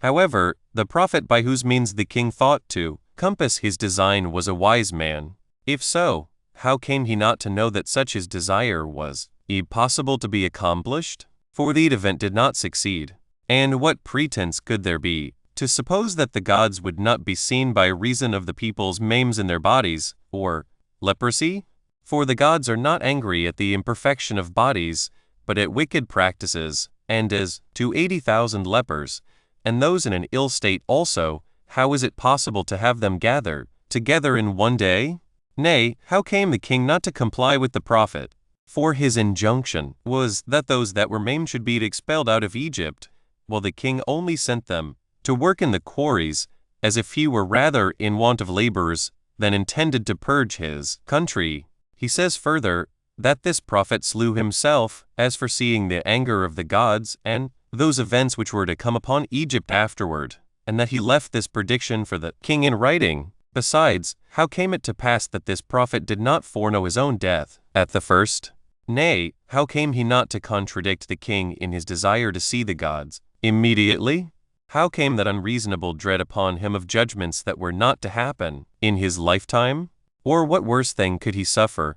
out of the fear of which he made haste to kill himself? But now let us see the silliest thing of all. The king, although he had been informed of these things, and terrified with the fear of what was to come, yet did not he even then eject these maimed people out of his country, when it had been foretold him that he was to clear Egypt of them. But, as Manetho says, he then, upon their request, gave them that city to inhabit, which had formerly belonged to the shepherds, and was called Avaris. Whither when they were gone in crowds, he says, they chose one that had formerly been priest of Helipol's, and that this priest first ordained that they should neither worship the gods, nor abstain from those animals that were worshipped by the Egyptians, but should kill and eat them all, and should associate with nobody but those that had conspired with them, and that he bound the multitude by oaths to be sure to continue in those laws, and that when he had built a wall about Avaris, he made war against the king. Manetho adds also that this priest sent to Jerusalem to invite that people to come to his assistance and promised to give them Avaris, for that it had belonged to the forefathers of those that were coming from Jerusalem, and that when they were come, they made a war immediately against the king and got possession of all Egypt. He says also that the Egyptians came with an army of 200,000 men, and that Amenophis, the king of Egypt, not thinking that he ought to fight against the gods, ran away presently into Ethiopia, and committed Apion certain other of their sacred animals to the priests, and commanded them to take care of preserving them. He says further, that the people of Jerusalem came accordingly upon the Egyptians, and overthrew their cities, and burnt their temples, and slew their horsemen, and, in short, abstained from no sort of wickedness nor barbarity. And for that priest who settled their polity and their laws, he says, he was by birth of Heliopolis, and his name was Osarsiph, from Osiris the god of Heliopolis, but that he changed his name, and called himself Moses. He then says that on the 13th year afterward, Amenophis, according to the fatal time of the duration of his misfortunes, came upon them out of Ethiopia with a great army, and joining battle with the shepherds and with the polluted people, overcame them in battle, and slew a great many of them, and pursued them as far as the bounds of Syria. 29. Now Manetho does not reflect upon the improbability of his lie, for the leprous people, and the multitude that was with them, although they might formerly have been angry at the king, and at those that had treated them so coarsely, and this according to the prediction of the prophet, yet, certainly, when they were come out of the mines, and had received of the king a city and a country, they would have grown milder towards him. However, had they ever so much hated him in particular, they might have laid a private plot against himself, but would hardly have made war against all the Egyptians. I mean this on the account of the great kindred they who were so numerous must have had among them. Nay still, if they had resolved to fight with the men, they would not have had impudence enough to fight with their gods, nor would they have ordained laws quite contrary to those of their own country, and to those in which they had been bred up themselves. Yet are we beholden to Maneth, that he does not lay the principal charge of this horrid transgression upon those that came from Jerusalem, but says that the Egyptians themselves were the most guilty, and that they were their priests that contrived these things, and made the multitude take their oaths for doing so. But still how absurd is it to suppose that none of these people's own relations or friends should be prevailed with to revolt, nor to undergo the hazards of war with them, while these polluted people were forced to send to Jerusalem, and bring their auxiliaries from thence. What friendship, I pray, or what relation was there formerly between them that required this assistance? On the contrary, these people were enemies, and greatly differed from them in their customs. He says, indeed, that they complied immediately upon their praising them that they should conquer Egypt, as if they did not themselves very well know that country out of which they had been driven by force. Now had these men been in want, or lived miserably, perhaps they might have undertaken so hazardous an enterprise, but as they dwelt in a happy city, and had a large country, and one better than Egypt itself, how came it about that, for the sake of those that had of old been their enemies, of those that were maimed in their bodies, and of those whom none of their own relations would endure, they should run such hazards in assisting them? For they could not foresee that the king would run away from them. On the contrary, he saith himself that Amenophis' son had 300,000 men with him, and met them at Pelusium. Now, to be sure, those that came could not be ignorant of this, but for the king's repentance and flight, how could they possibly guess at it? He then says that those who came from Jerusalem, and made this invasion, got the granaries of Egypt into their possession, and perpetrated many of the most horrid actions there. and thence he reproaches them, as though he had not himself introduced them as enemies, or as though he might accuse such as were invited from another place for so doing, when the natural Egyptians themselves had done the same things before their coming, and had taken oath so to do. However, Amenophis some time afterward came upon them, and conquered them in battle, and slew his enemies, and drove them before him as far as Syria. As if Egypt were so easily taken by people that came from any place whatsoever, and as if those that had conquered it by war, when they were informed that Amenophis was alive, did neither fortify the avenues out of Ethiopia into it, although they had great advantages for doing it, nor did get their other forces ready for their defense, but that he followed them over the sandy desert, and slew them as far as Syria, while yet it is wrought an easy thing for an army to pass over that country, even without fighting. 30. Our nation, therefore, according to Manetho, was not derived from Egypt, nor were any of the Egyptians mingled with us. For it is to be supposed that many of the leprous and distempered people were dead in the mines, since they had been there a long time, and in so ill a condition. Many others must be dead in the battles that happened afterward, and more still in the last battle and flight after it. 31. It now remains that I debate with Manetho about Moses. Now the Egyptians acknowledge him to have been a wonderful and a divine person. Nay, they would willingly lay claim to him themselves, though after a most abusive and incredible manner, and pretend that he was of Heliopolis and one of the priests of that place, and was ejected out of it among the rest on account of his leprosy, although it had been demonstrated out of their records that he lived 518 years earlier, and then brought our forefathers out of Egypt into the country that is now inhabited by us. But now that he was not subject in his body to any such calamity is evident from what he himself tells us.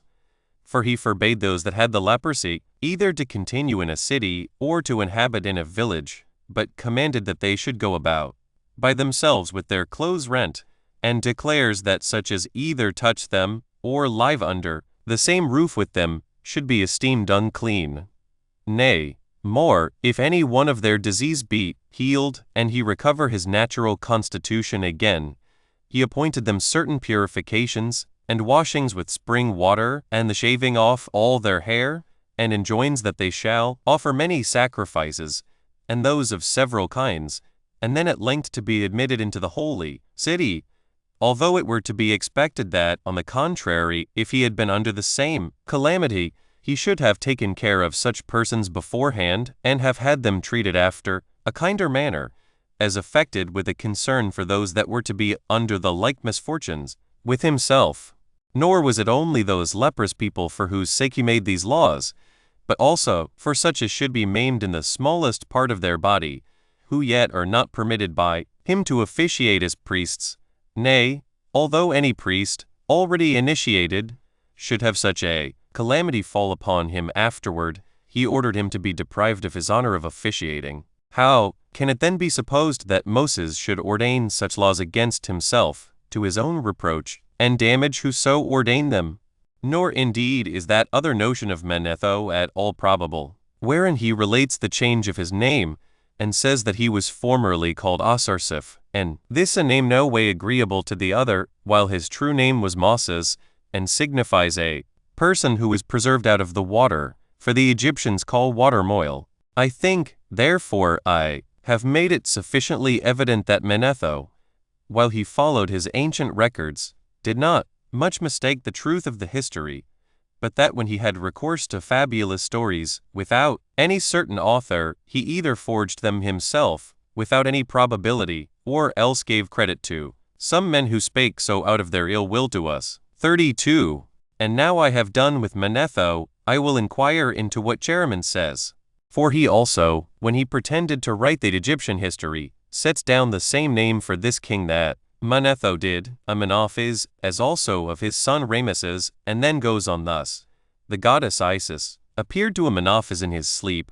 and blamed him that her temple had been demolished in the war, but that Phretophontes, the sacred scribe, said to him, that in case he would purge Egypt of the men that had pollutions upon them, he should be no longer troubled with such frightful apparitions. That Amenophis accordingly chose out 250,000 of those that were thus diseased, and cast them out of the country. That Moses and Joseph were scribes, and Joseph was a sacred scribe,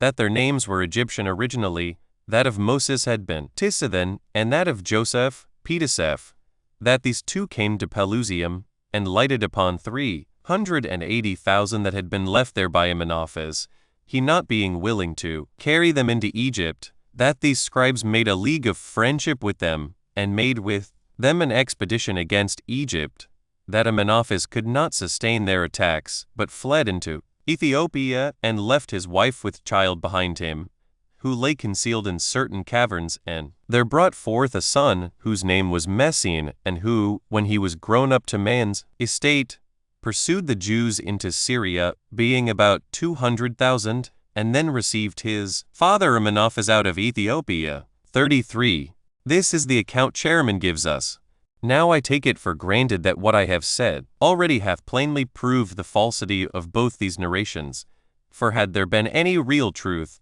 at the bottom, it was impossible they should so greatly disagree about the particulars. But for those that invent lies, what they write will easily give us very different accounts, while they forge what they please out of their own heads. Now Manetho says that the king's desire of seeing the gods was the origin of the ejection of the polluted people, but Chairman feigns that it was a dream of his own, sent upon him by Isis, that was the occasion of it. Manetho says that the person who foreshowed this purgation of Egypt to the king was Amenophis, but this man says it was Fertiphontes. As to the numbers of the multitude that were expelled, they agree exceedingly well 24, the former reckoning them 80,000, and the latter about 250,000. Now, for Manetho, he describes those polluted persons as sent first to work in the quarries, and says that the city of Aris was given them for their habitation. As also, he relates that it was not till after they had made war with the rest of the Egyptians that they invited the people of Jerusalem to come to their assistance, while Chairman says only that they were gone out of Egypt, and lighted upon 380,000 men about Pelusium, who had been left there by Amenophis, and so they invaded Egypt with them again, that thereupon Amenophis fled into Ethiopia. But then this Chairman commits a most ridiculous blunder in not informing us who this army of so many 10,000s were, or whence they came, whether they were native Egyptians, or whether they came from a foreign country. Nor, indeed, has this man, who forged a dream from Isis about the leprous people, assigned the reason why the king would not bring them into Egypt. Moreover, Chairman sets down Joseph as driven away at the same time with Moses, who yet died 4 generations 25 before Moses, which 4 generations make almost 170 years. Besides all this, Rameses, the son of Amenophis, by Manetho's account, was a young man, and assisted his father in his war, and left the country at the same time with him, and fled into Ethiopia. But Chairman makes him to have been born in a certain cave, after his father was dead, and that he then overcame the Jews in battle, and drove them into Syria, being in number about 200,000. O the levity of the man! For he had neither told us who these 380,000 were, nor how the 430,000 perished, whether they fell in war or went over to Rameses. And, what is the strangest of all, it is not possible to learn out of him who they were, whom he calls Jews, or to which of these two parties he applies that denomination, whether to the 250,000 leprous people, or to the 380,000 that were about Pelusium. But perhaps it will be looked upon as a silly thing in me to make any larger confutation of such writers as sufficiently confute themselves, for had they been only confuted by other men it had been more tolerable. 34. I shall now add to these accounts about Manethon Chairman somewhat about Lysimachus, who hath taken the same topic of falsehood with those forementioned, but hath gone far beyond them in the incredible nature of his forgeries, which plainly demonstrates that he contrived them out of his virulent hatred of our nation. His words are these: the people of the Jews being leprous and scabby, and subject to certain other kinds of distempers, in the days of Bacchorus, king of Egypt, they fled to the temples and got their food there by begging. And as the numbers were very great that were fallen unto these diseases, there arose a scarcity in Egypt. Hereupon Bosphorus, the king of Egypt, sent some to consult the oracle of Jupiter, Apion, about his scarcity. The god's answer was this, that he must purge his temples of impure and impious men by expelling them out of those temples into desert places. But as to the scabbia and leprous people, he must drown them, and purge his temples, the sun having an indignation at these men being suffered to live, and by this means the land will bring forth its fruits. Upon Bacchus having received these oracles, he called for their priests and the attendants upon their altars, and ordered them to make a collection of the impure people, and to deliver them to the soldiers to carry them away into the desert, but to take the leprous people and wrap them in sheets of lead, and let them down into the sea. Hereupon the scabbia and leprous people were drowned, and the rest were gotten together and sent into desert places, in order to be exposed to destruction. In this case they assembled themselves together, and took counsel what they should do, and determined that, as the night was coming on, they should kindle fires and lamps, and keep watch, that they also should fast the next night, and propitiate the gods, in order to obtain deliverance from them. That on the next day there was one Moses, who advised them that they should venture upon a journey,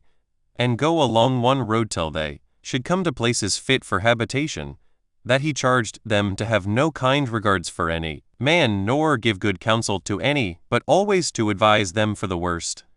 and to overturn all those temples and altars of the gods they should meet with, that the rest commended what he had said with one consent, and did what they had resolved on, and so traveled over the desert. But that the difficulties of the journey being over, they came to a country inhabited, and that there they abused the men, and plundered and burnt their temples, and then came into that land, which is called Judea, and there they built a city, and dwelt therein, and that their city was named Hierusilla, from this their robbing of the temples, but that still, upon the success they had, afterwards they in time changed its denomination, that it might not be a reproach to them, and called the city Hierusalima, and themselves Hierusalimites. 35. Now this man did not discover and mention the same king with the others, but feigned a newer name, and passing by the dream and the Egyptian prophet, he brings him to Jupiter, Apion, in order to gain oracles about the scabby and leprous people,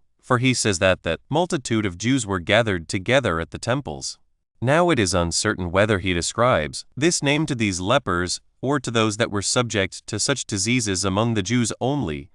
for he describes them as a people of the Jews. What people does he mean? Foreigners, or those of that country? Why then dost thou call them Jews, if they were Egyptians? But if they were foreigners, why dost thou not tell us whence they came? And how could it be that, after the king had drowned many of them in the sea, and ejected the rest into desert places, there should be still so great a multitude remaining? Or after what manner did they pass over the desert, and get the land which we now dwell in, and build our city, and that temple which hath been so famous among all mankind? And besides, he ought to have spoken more about our legislator than by giving us his bare name, and to have informed us of what nation he was, and what parents he was derived from, and to have assigned the reasons why he undertook to make such laws concerning the gods, and concerning matters of injustice with regard to men during that journey. For in case the people were by birth Egyptians, they would not on the sudden have so easily changed the customs of their country, and in case they had been foreigners, they had for certain some laws or other which had been kept by them from long custom. It is true that with regard to those who had ejected them, they might have sworn never to bear good will to them, and might have had a plausible reason for so doing. But if these men resolved to wage an implacable war against all men, in case they had acted as wickedly as he relates of them,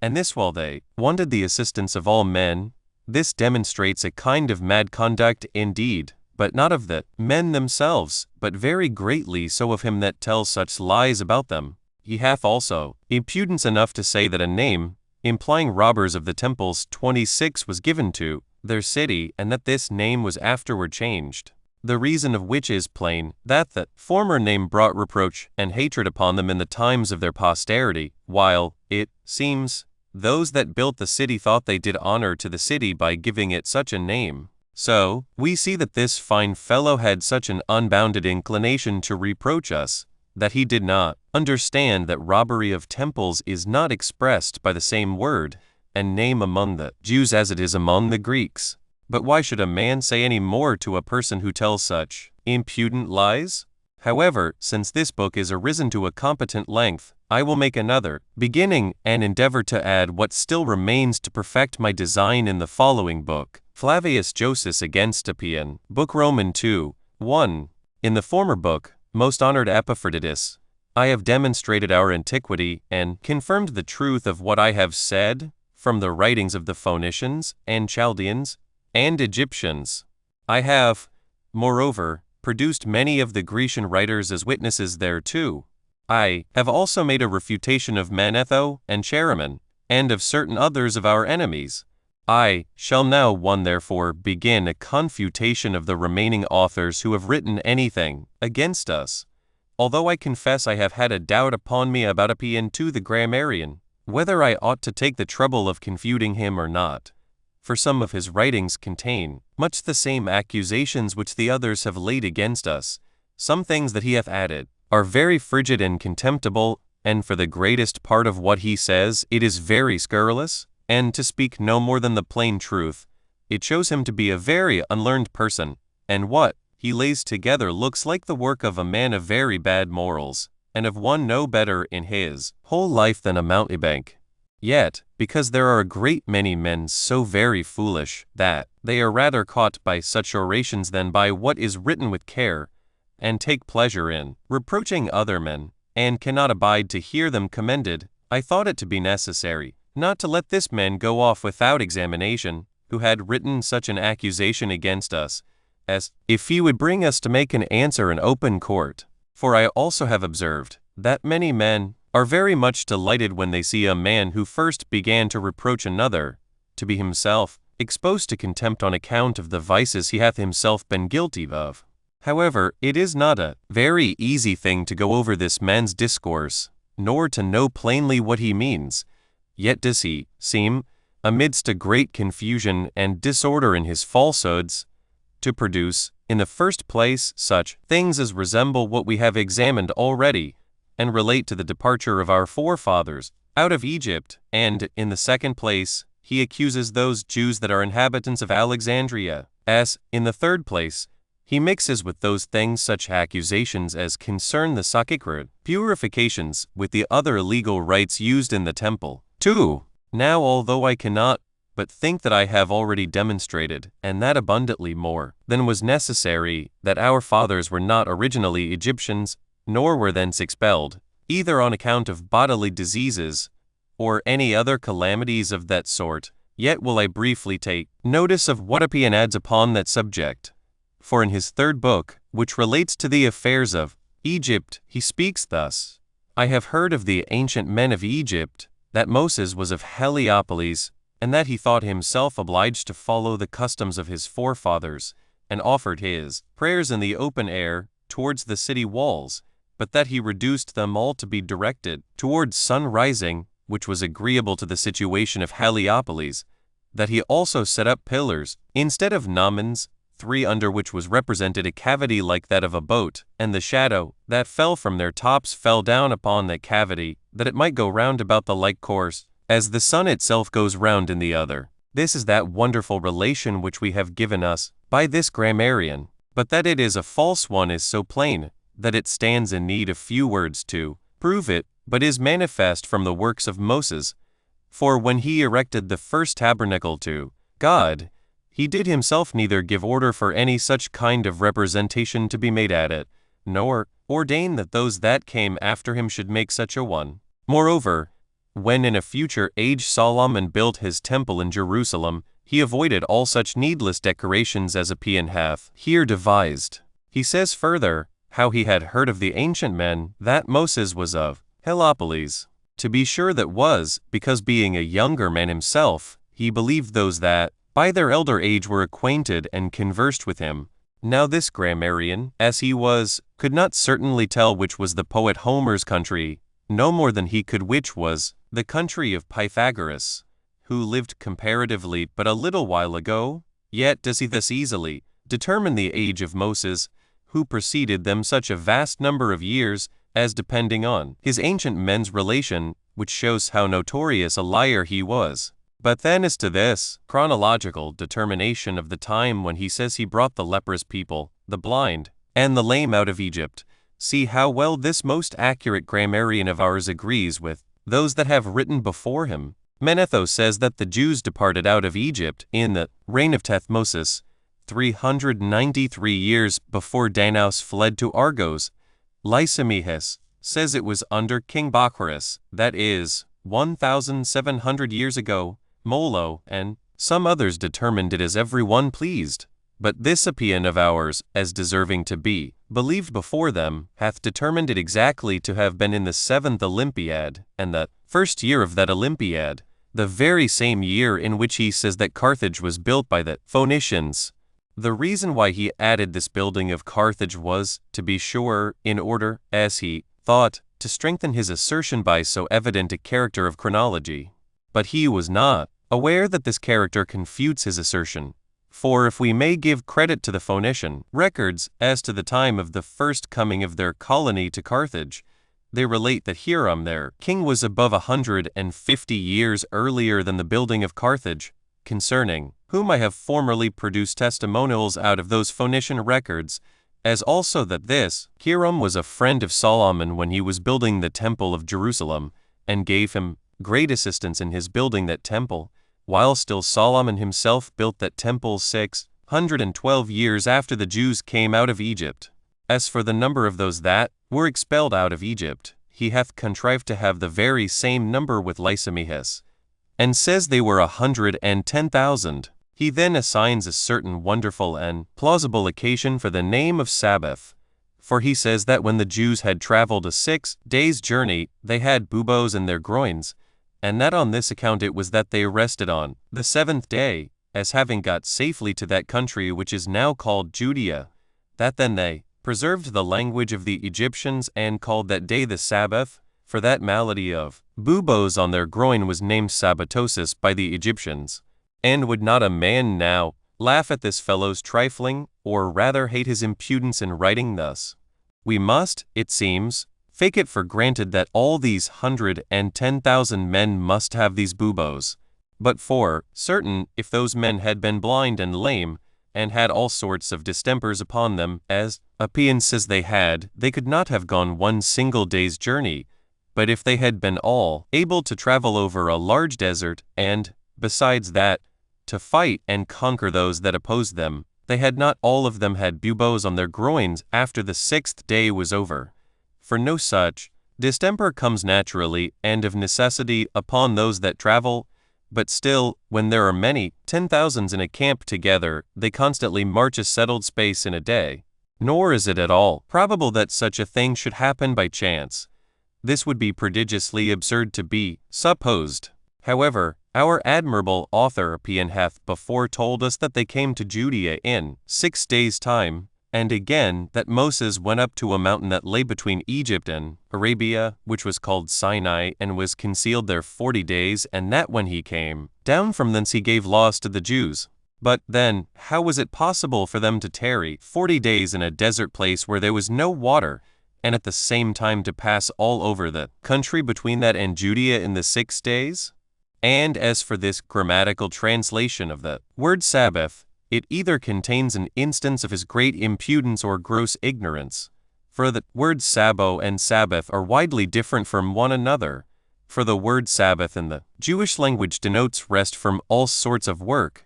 but the word Sabo, as he affirms, denotes among the Egyptians the malady of a bubo in the groin. 3. This is that novel account which the Egyptian Apion gives us concerning the Jews' departure out of Egypt, and is no better than a contrivance of his own. But why should we wonder at that Lysi tells about our forefathers, when he affirms them to be of Egyptian original, when he lies also about himself? For although he was born at Oasis in Egypt, he pretends to be, as a man may say, the top man of all the Egyptians, yet does he forswear his real country and progenitors, and by falsely pretending to be born at Alexandria, cannot deny the forpravity of his family. For you see how justly he calls those Egyptians whom he hates and endeavors to reproach. For had he not deemed Egyptians to be a name of great reproach, he would not have avoided the name of an Egyptian himself, as we know that those who brag of their own countries value themselves upon the denomination they acquire thereby, and reprove such as unjustly lay claim thereto.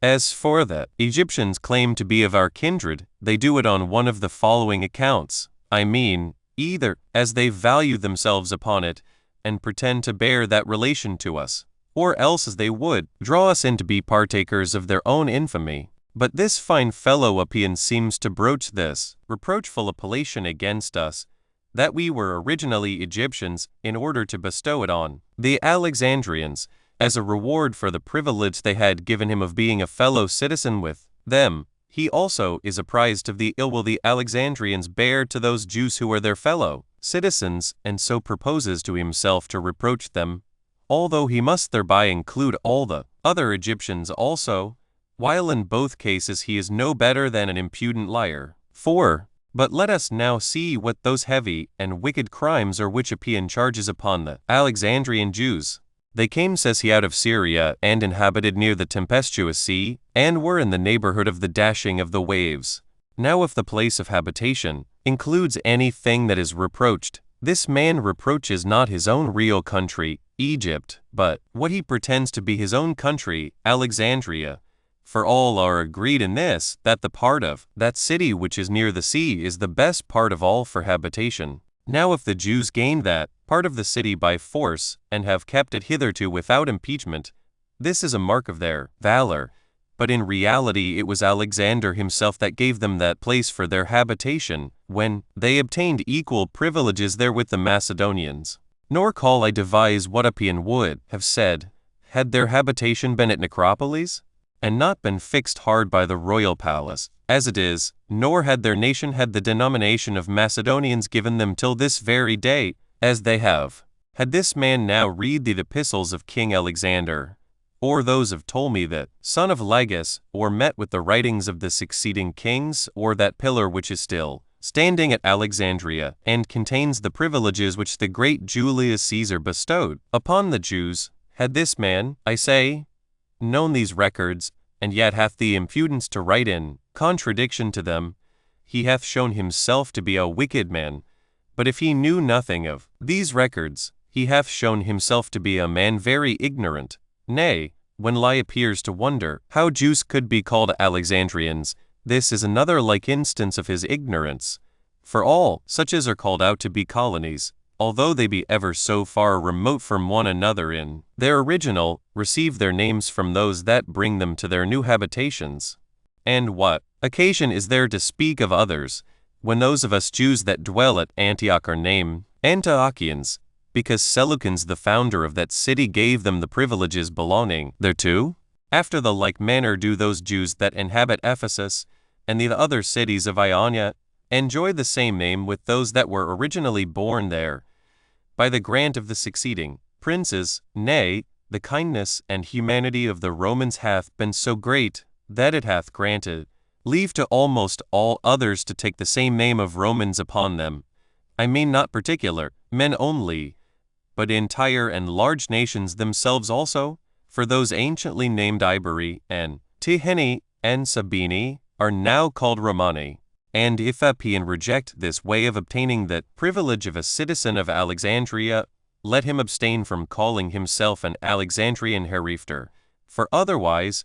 how can he who was born in the very heart of Egypt be an Alexandrian? If this way of accepting such a privilege, of which he would have us deprived, be once abrogated? Although indeed these Romans, who are now the lords of the habitable earth, have forbidden the Egyptians to have the privileges of any city whatsoever, while this fine fellow, who is willing to partake of such a privilege himself as he is forbidden to make use of, endeavors by calumnies to deprive those of it that have justly received it. For Alexander did not therefore get some of our nation to Alexandria,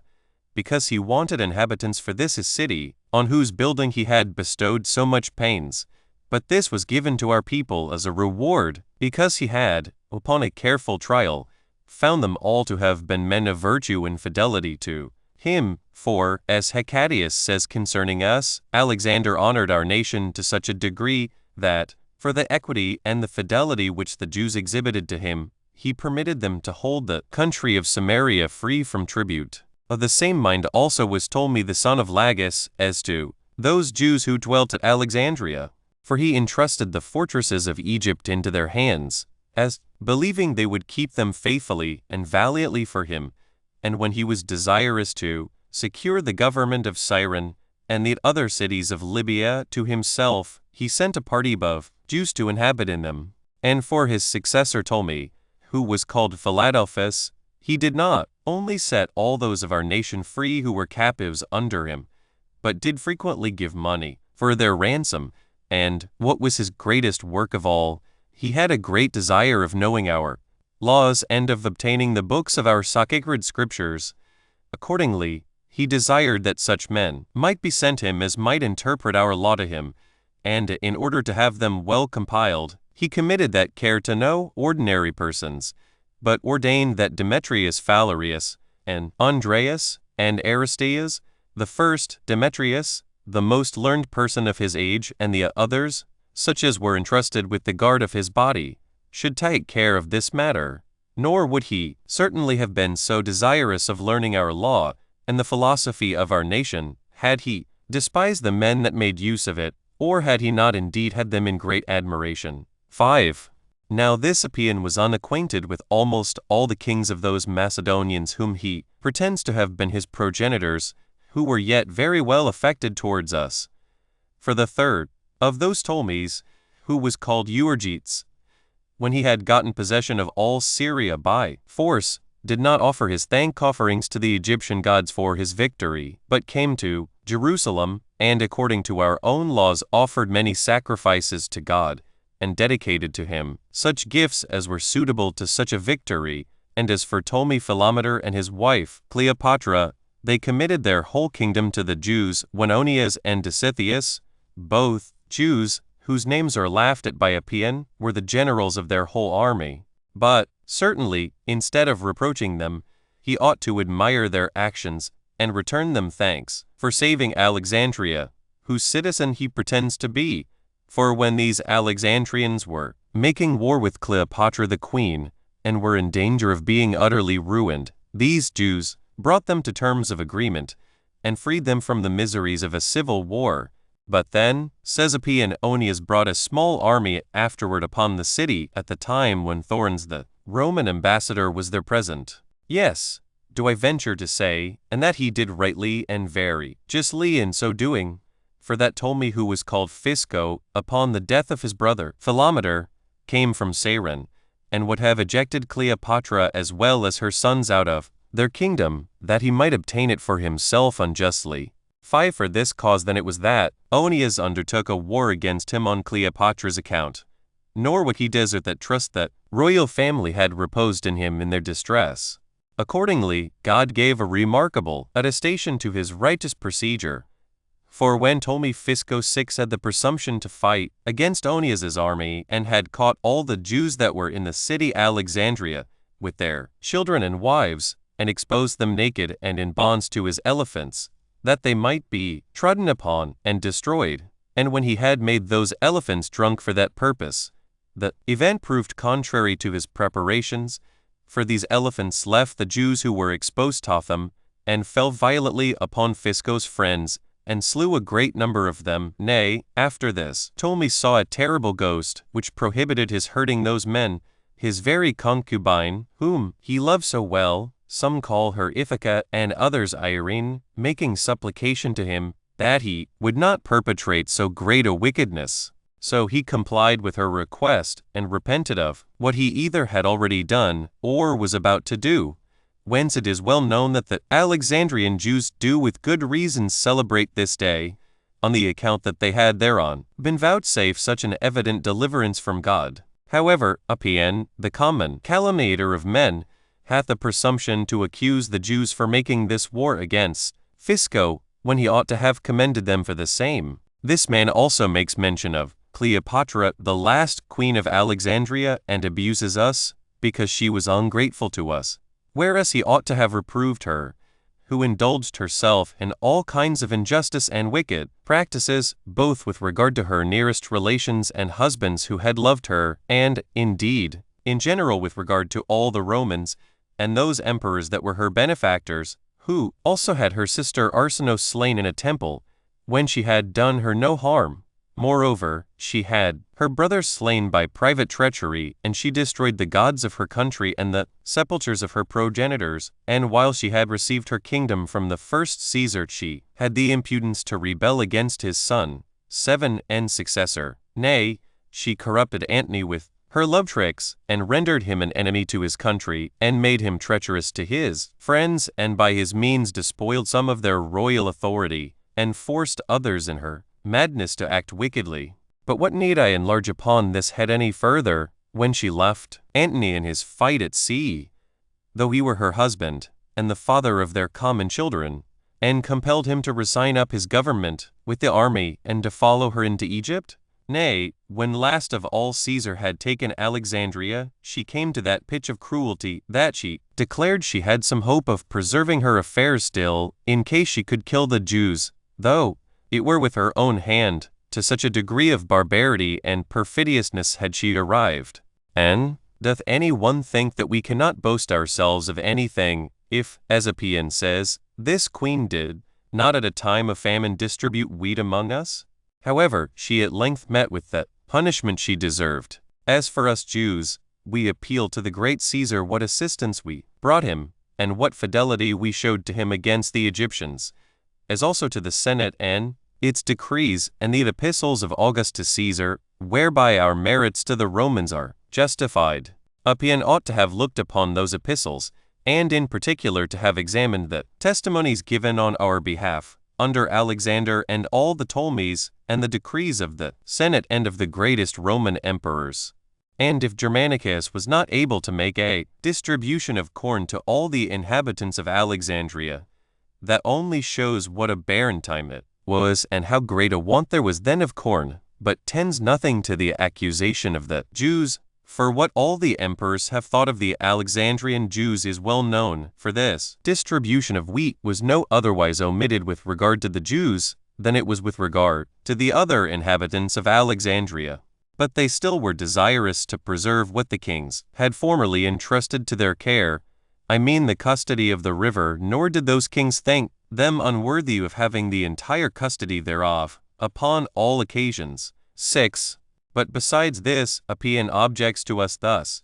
if the Jew says he be citizens of Alexandria, why do they not worship the same gods with the Alexandrians? To which I give this answer: since you are yourselves Egyptians, why do you fight it out one against another, and have implacable wars about your religion? At this rate we must not call you all Egyptians, nor indeed in general men, because you breed up with great care beasts of a nature quite contrary to that of men, although the nature of all men seems to be one and the same. Now if there be such differences in opinion among you Egyptians, why are you surprised that those who came to Alexandria from another country, and had original laws of their own before, should persevere in the observance of those laws? But still he charges us with being the authors of sedition, which accusation, if it be a just one, why is it not laid against us all, since we are known to be all of one mind? Moreover, those that search into such matters will soon discover that the authors of sedition have been such citizens of Alexandria as Apion is.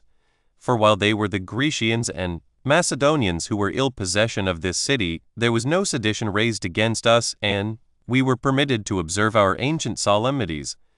But when the number of the Egyptians therein came to be considerable, the times grew confused, and then these seditions break out still more and more, while our people continued uncorrupted. These Egyptians, therefore, were the authors of these troubles, who having not the constancy of Macedonians, nor the prudence of Grecians, indulged all of them the evil manners of the Egyptians, and continued their ancient hatred against us. For what is here so presumptuously charged upon us is owing to the differences that are amongst themselves, while many of them have not obtained the privileges of citizens in proper times, but style those who are well known to have had that privilege extended to them all no other than foreigners. for it does not appear that any of the kings have ever formerly bestowed those privileges of citizens upon Egyptians, no more than have the emperors done it more lately. While it was Alexander who introduced us into this city at first, the kings augmented our privileges therein, and the Romans have been pleased to preserve them always inviolable.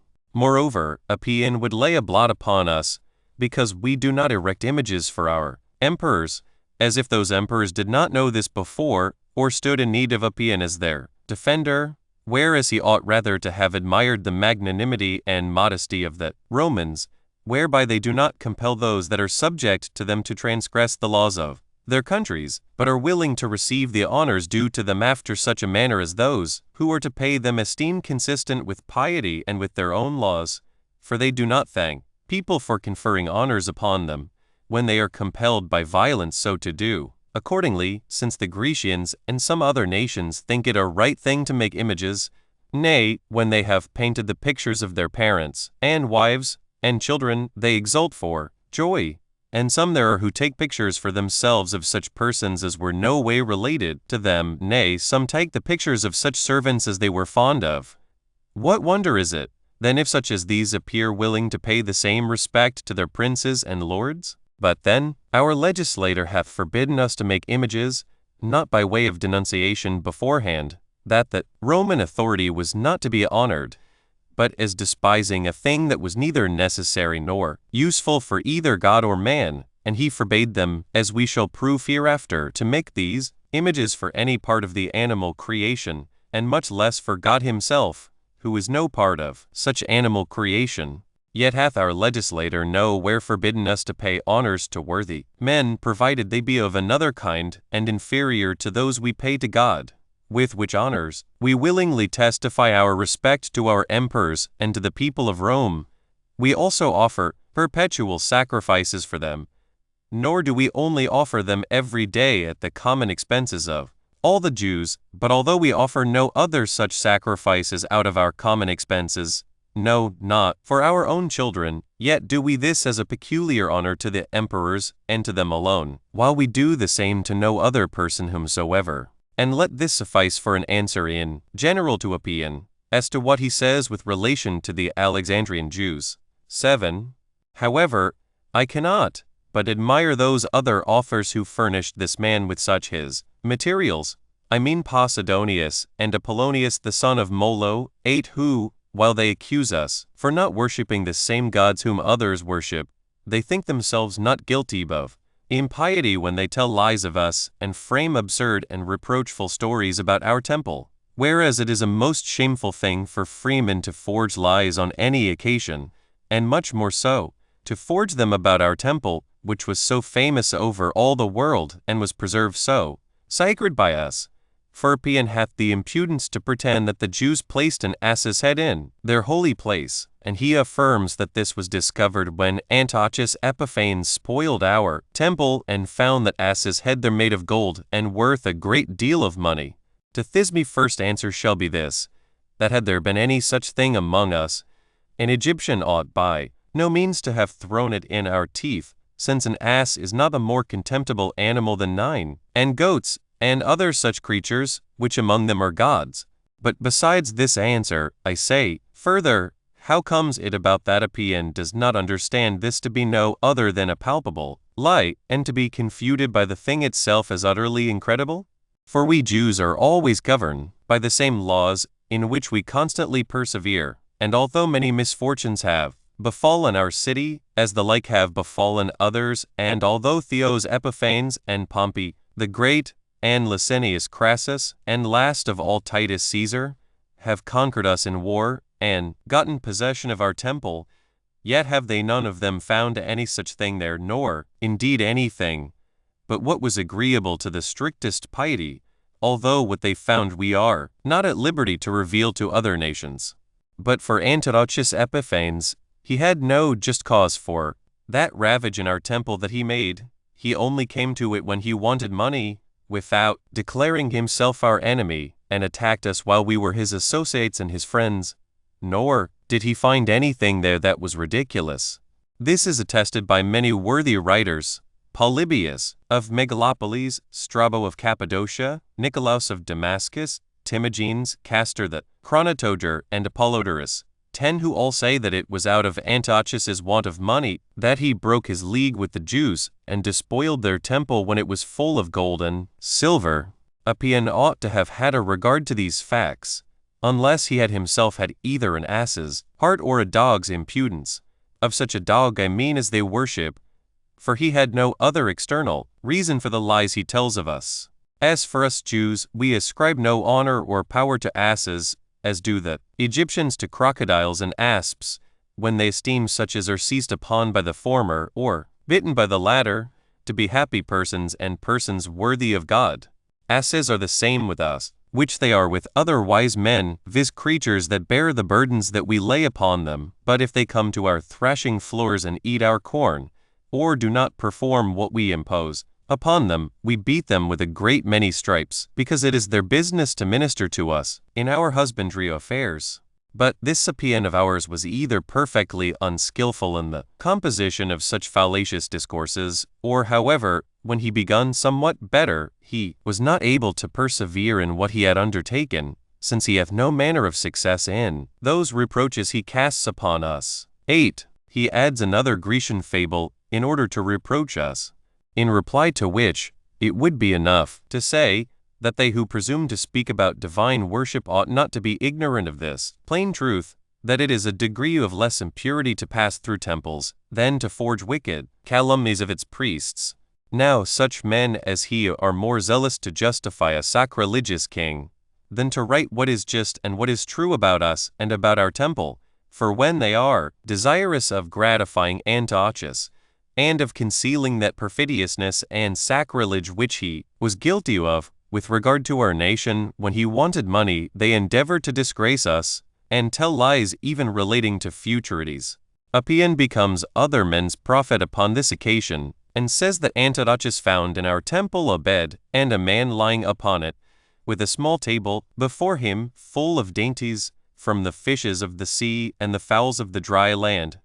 That this man was amazed at these dainties that set before him, that he immediately adored the king upon his coming in, as hoping that he would afford him all possible assistance,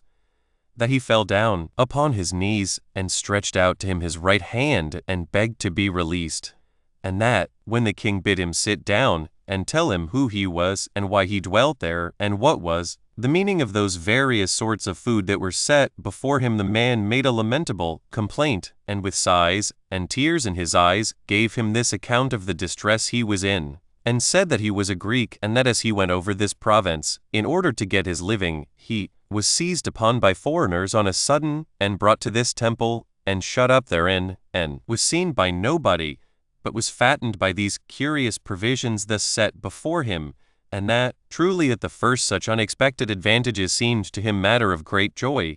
that after a while they brought a suspicion him, and at length astonishment, what their meaning should be, that at last he inquired of the servants that came to him, and was by them informed that it was in order to the fulfilling a law of the Jews, which they must not tell him, that he was thus fed, and that they did the same at a set time every year, that they used to catch a Greek foreigner, and fat him thus up every year, and then lead him to a certain wood, and kill him, and sacrifice with their custom solemnities, and taste of his entrails, and take an oath upon this sacrificing a Greek, that they would ever be at enmity with the Greeks, and that then they threw the remaining parts of the miserable wretch into a certain pit. Apion adds further, that the man said there were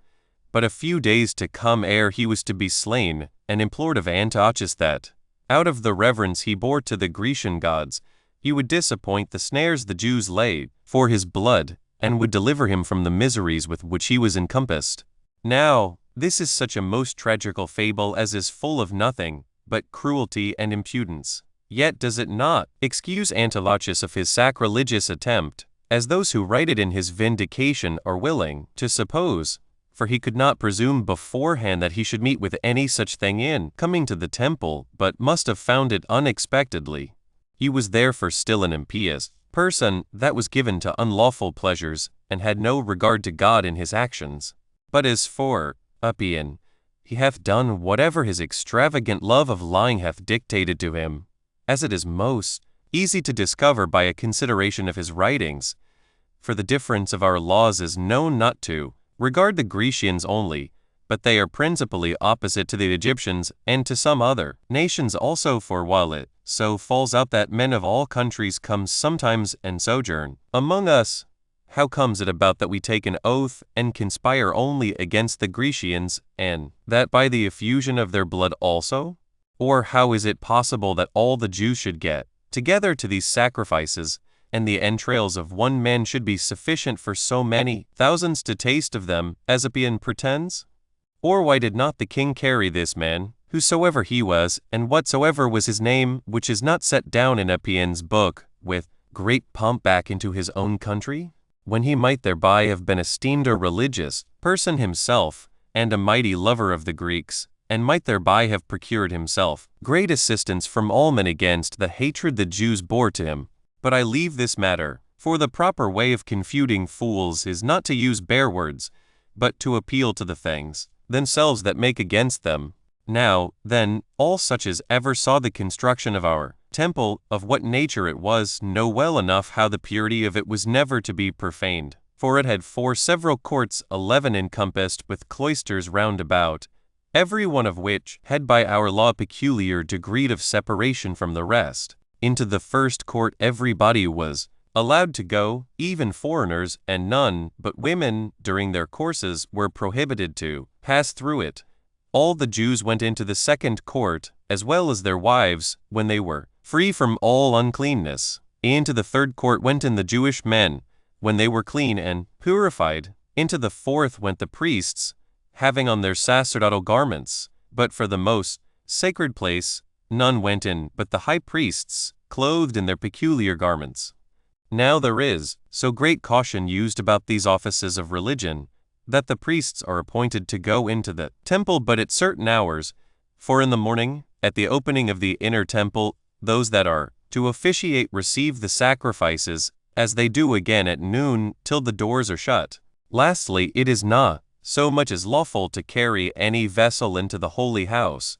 nor is there anything therein but that altar of incense, the table of showbread, the censer, and the candlestick, which are all written in the law, for there is nothing further there, nor are there any mysteries performed that may not be spoken of, nor is there any feasting within the place. For what I have now said is publicly known, and supported by the testimony of the whole people, and their operations are very manifest. For although there be 4 courses of the priests, and every one of them have above 5,000 men in them, yet do they officiate on certain days only, and when those days are over, other priests succeed in the performance of their sacrifices, and assemble together at midday, and receive the keys of the temple and the vessels by tale, without anything relating to food or drink being carried into the temple. Nay, we are not allowed to offer such things at the altar, excepting what is prepared for the sacrifices. 9. What then can we say of Apion, but that he examined nothing that concerned these things, while still he uttered incredible words about them? But it is a great shame for a grammarian not to be able to write true history. Now if he knew the purity of our temple, he hath entirely omitted to take notice of it. But he forges a story about the seizing of a Grecian, about ineffable food, and the most delicious preparation of dainties, and pretends that strangers could go into a place whereinto the noblest men among the Jews are not allowed to enter, unless they be priests. This, therefore, is the utmost degree of impiety and a voluntary lie, in order to the delusion of those who will not examine into the truth of matters, whereas such unspeakable mischiefs as are above related have been occasioned by such calumnies that are raised upon us. 10. Nay, this miracle or piety derides us further, and adds the following pretended facts to his former fable. For B says that this man related how, while the Jews were once in a long war with the Idumeans,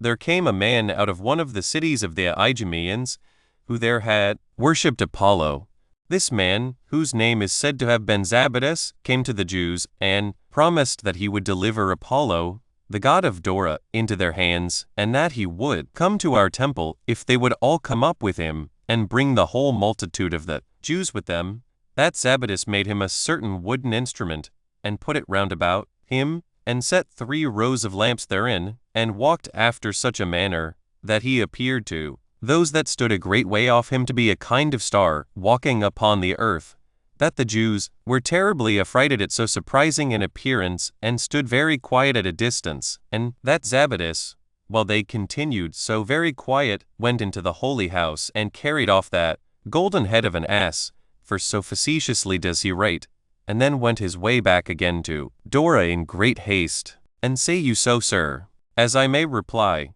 then does Apion load the ass, that is, himself, and lays on him a burden of fooleries and lies. For he writes of places that have no being, and not knowing the cities he speaks of, he changes their situation. For Idumea borders upon our country, and is near to Gaza, in which there is no such city as Dora,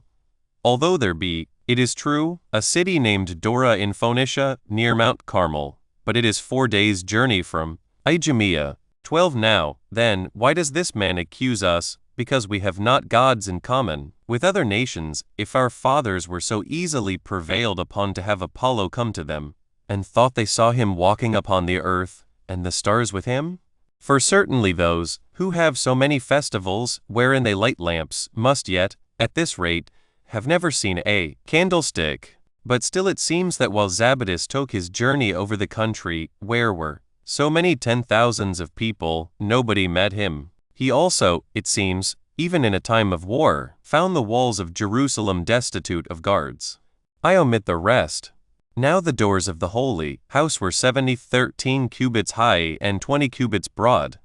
They were all plated over with gold, and almost of solid gold itself, and there were no fewer than 14 men required to shut them every day. Nor was it lawful ever to leave them open, though it seems this lamp-bearer of ours opened them easily, or thought he opened them, as he thought he had the ass's head in his hand. Whether, therefore, he returned it to us again, or whether Apion took it, and brought it into the temple again,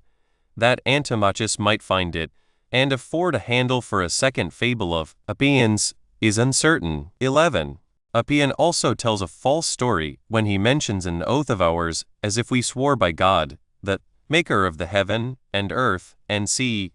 to bear no good will to any foreigner, and particularly to none of the Greeks. Now this liar ought to have said directly that we would bear no good will to any foreigner, and particularly to none of the Egyptians. For then his story about Theath would have squared with the rest of his original forgeries, in case our forefathers had been driven away by their kinsmen, the Egyptians, not on account of any wickedness they had been guilty of, but on account of the calamities they were under. For as to the Grecians, we were rather remote from them in place, than different from them and our institutions, insomuch that we have no enmity with them, nor any jealousy of them. On the contrary, it hath so happened that many of them have come over to our laws, and some of them have continued in their observation, although others of them had not courage enough to persevere, and so departed from them again. Nor did any body ever hear this oath sworn by us. Apion, it seems, was the only person that heard it, for he indeed was the first composer of it. 12. However, Apion deserves to be admired for his great prudence, as to what I am going to say, which is this,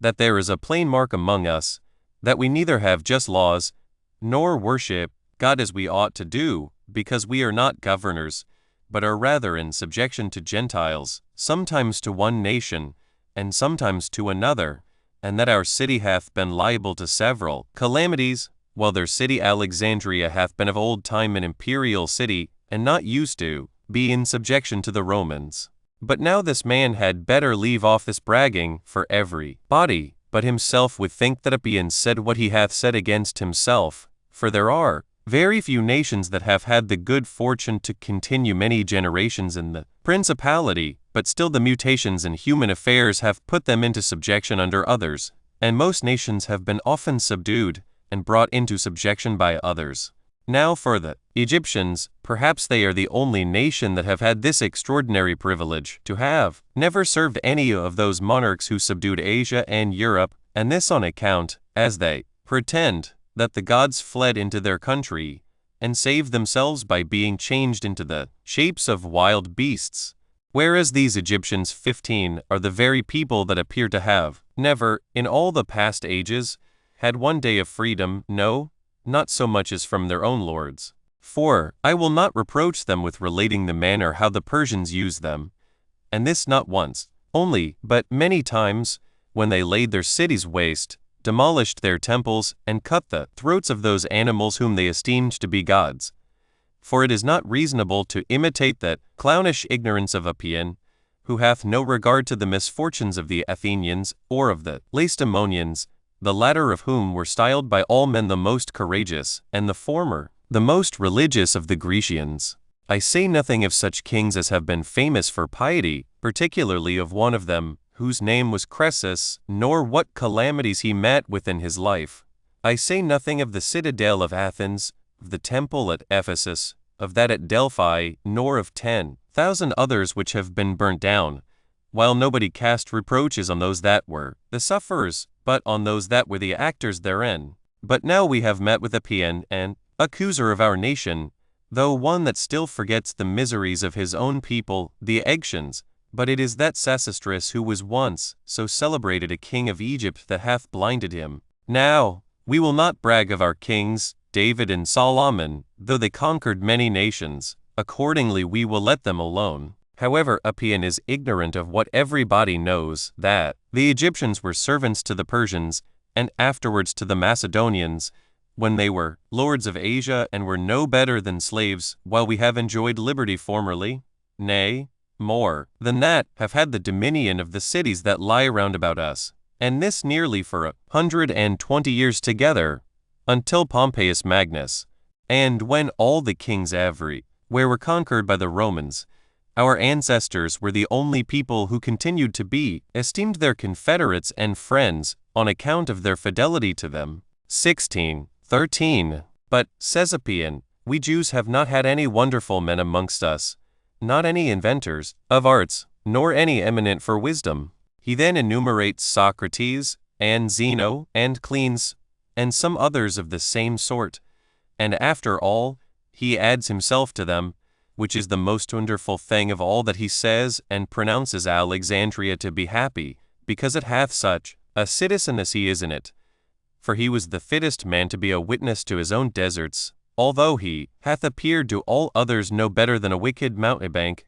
of a corrupt life and ill discourses, on which account one may justly pity Alexandria if it should value itself upon such a citizen as he is. But as to our own men, we have had those who have been as deserving of commendation as any other whosoever, and such as have perused our antiquities cannot be ignorant of them. 14. As to the other things which he sets down as blameworthy, it may perhaps be the best way to let them pass without apology, that he may be allowed to be his own accuser, and the accuser of the rest of the Egyptians. However, he accuses us for sacrificing animals, and for abstaining from swine's flesh, and laughs at us for the circumcision of our privy members. Now as for our slaughter of tame animals for sacrifices, it is common to us and to all other men, but this Apion, by making it a crime to sacrifice them, demonstrates himself to be an Egyptian, for had he been either a Grecian or a Macedonian, as he pretends to be, he had not shown any uneasiness at it, for those people glory in sacrificing whole hecatombs to the gods,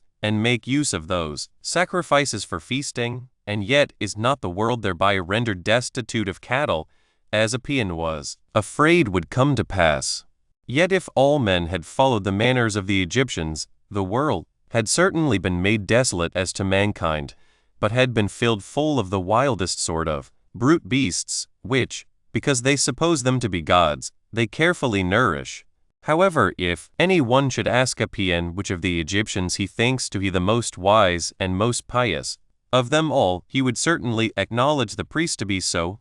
for the histories say that two things were originally committed to their care by their king's injunctions, the worship of the gods and the support of wisdom and philosophy. Accordingly, these priests are all circumcised, and abstain from swine's flesh, nor does any one of the other Egyptians assist them in slaying those sacrifices they offer to the gods. Apion was therefore quite blinded in his mind, when, for the sake of the Egyptians, he contrived to reproach us, and to accuse such others as not only make use of that conduct of life which he so much abuses, but have also taught other men to be circumcised, as says Herodotus,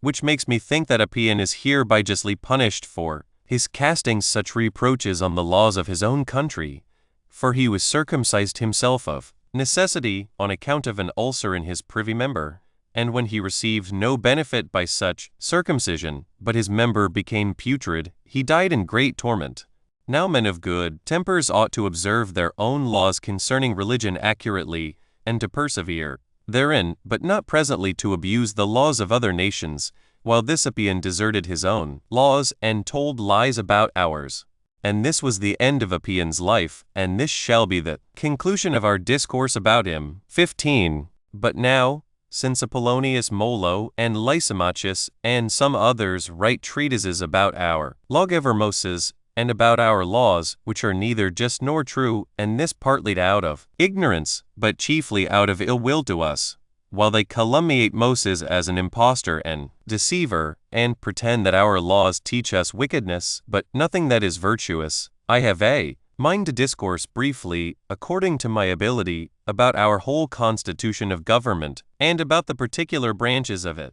For I suppose it will thence become evident that the laws we have given us are disposed after the best manner for the advancement of piety, for mutual communion with one another, for a general love of mankind, as also for justice, and for sustaining labors with fortitude, and for a contempt of death. And I beg of those that shall peruse this writing of mine, to read it without partiality, for it is not my purpose to write an encomium upon ourselves, but I shall esteem this as a most just apology for us, and taken from those our laws, according to which we lead our lives, against the many and the lying objections that have been made against us. Moreover, since this Apollonius does not do like Apion, and lay a continued accusation against us, but does it only by starts, and up and clown his discourse, while he sometimes reproaches us as atheists and man-haters, and sometimes hits us in the teeth with our want of courage, and yet sometimes, on the contrary, accuses us of too great boldness and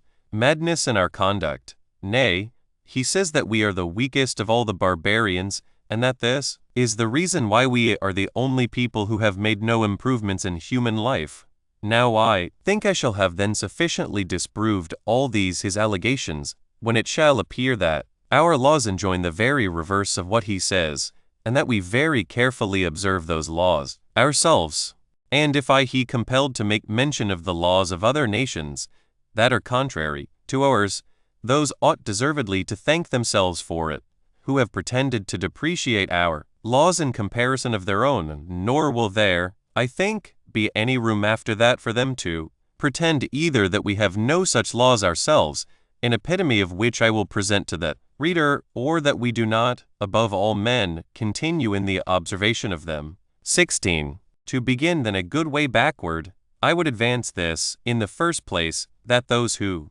have been admirers of good order and of living under common laws, and who began to introduce them, may well have this testimony that they are better than other men, both for moderation and such virtue as is agreeable to nature. Indeed, their endeavor was to have every thing they ordained believed to be very ancient, that they might not be thought to imitate others, but might appear to have delivered a regular way of living to others after them. Since then this is the case, the excellency of a legislator is seen in providing for the people's living after the best manner, and in prevailing with those that are to use the laws he ordains for them, to have a good opinion of them, and in obliging the multitude to persevere in them, and to make no changes in them, neither in prosperity nor adversity. Now I venture to say that our legislator is the most ancient of all the legislators whom we have alliwhere heard of. For as for the Lycurguses, and Solons, and Zaleucus Lacrensis, and all those legislators who are so admired by the Greeks, they seem to be of yesterday, if compared with our legislator, insomuch as the very name of a law was not so much as known in old times among the Grecians. Homer is a witness to the truth of this observation, who never uses that term in all his poems, For indeed there was then no such thing among them, but the multitude was governed by wise maxims and by the injunctions of their king. It was also a long time that they continued in the use of these unwritten customs, although they were always changing them upon several occasions. But for our legislator, who was of so much greater antiquity than the rest, as even those that speak against us upon all occasions do always confess,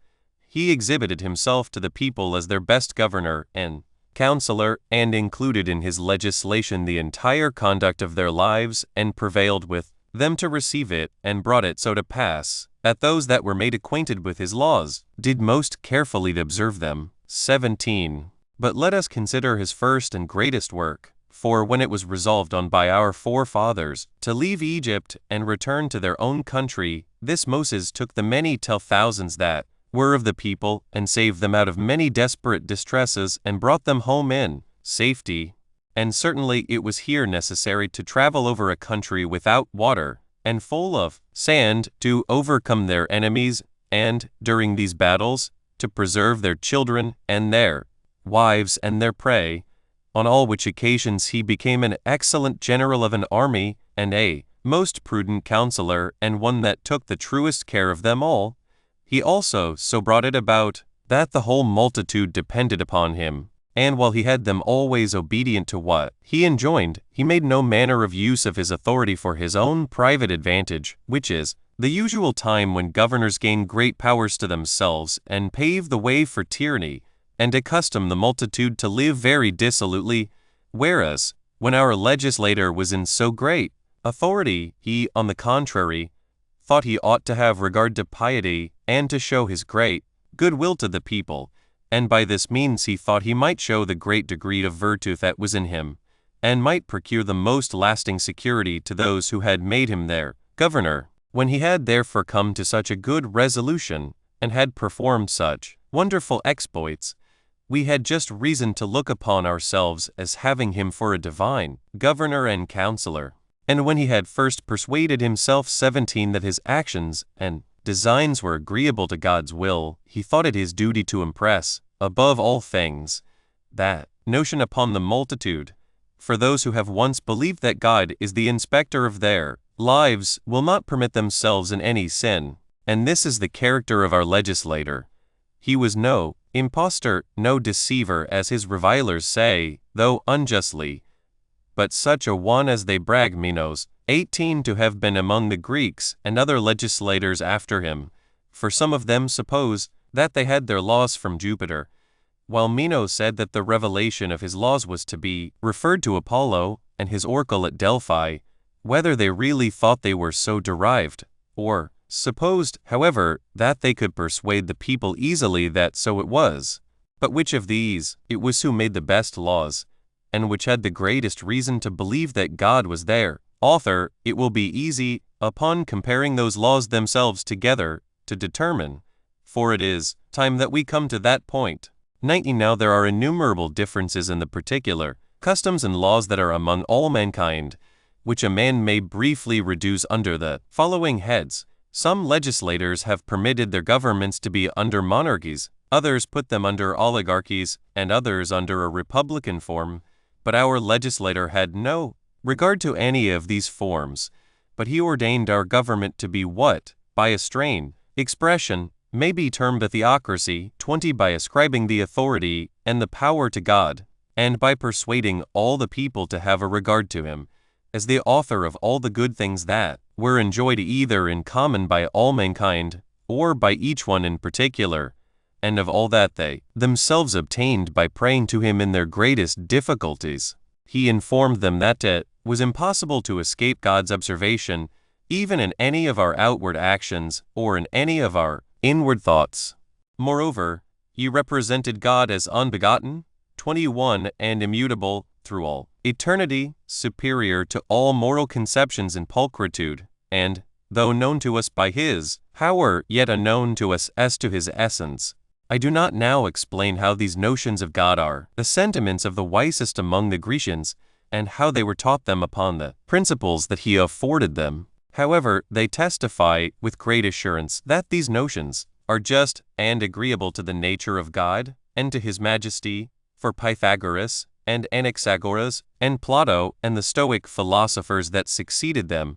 and almost all the rest are of the same sentiments, and had the same notions of the nature of God. Yet durst not these men disclose those true notions to more than a few, because the body of the people were prejudiced with other opinions beforehand. But our legislator, who made his actions agree to his laws, did not only prevail with those that were his contemporaries to agree with these his notions, but so firmly imprinted this faith in God upon all their posterity that it never could be removed. That reason why the constitution of this legislation was ever better directed to the utility above all than other legislations were, is this, that Moses did not make religion a part of virtue, but he ordained other virtues to be parts of religion, I mean justice, and fortitude, and temperance, and a universal agreement of the members of the community with one another. For all our actions and studies, and all our words, in Moses' settlement, have a reference to piety towards God.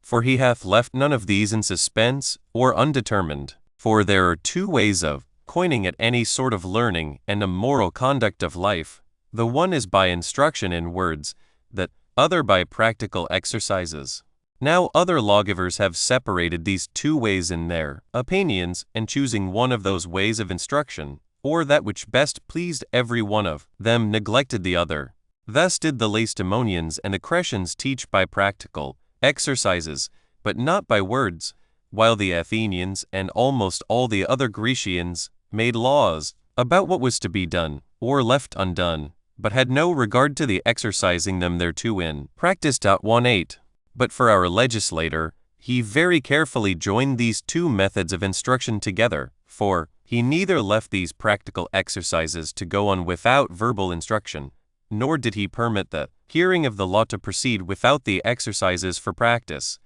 but beginning immediately from the earliest infancy, and the appointment of every one's diet, he left nothing of the very smallest consequence to be done at the pleasure and disposal of the person himself. Accordingly, he made a fixed rule of law what sorts of food they should abstain from, and what sorts they should make use of, as also what communion they should have with others, what great diligence they should use in their occupations, and what times of rest should be interposed, that, by living under that law as under a father and a master, we might be guilty of no sin, neither voluntary nor out of ignorance.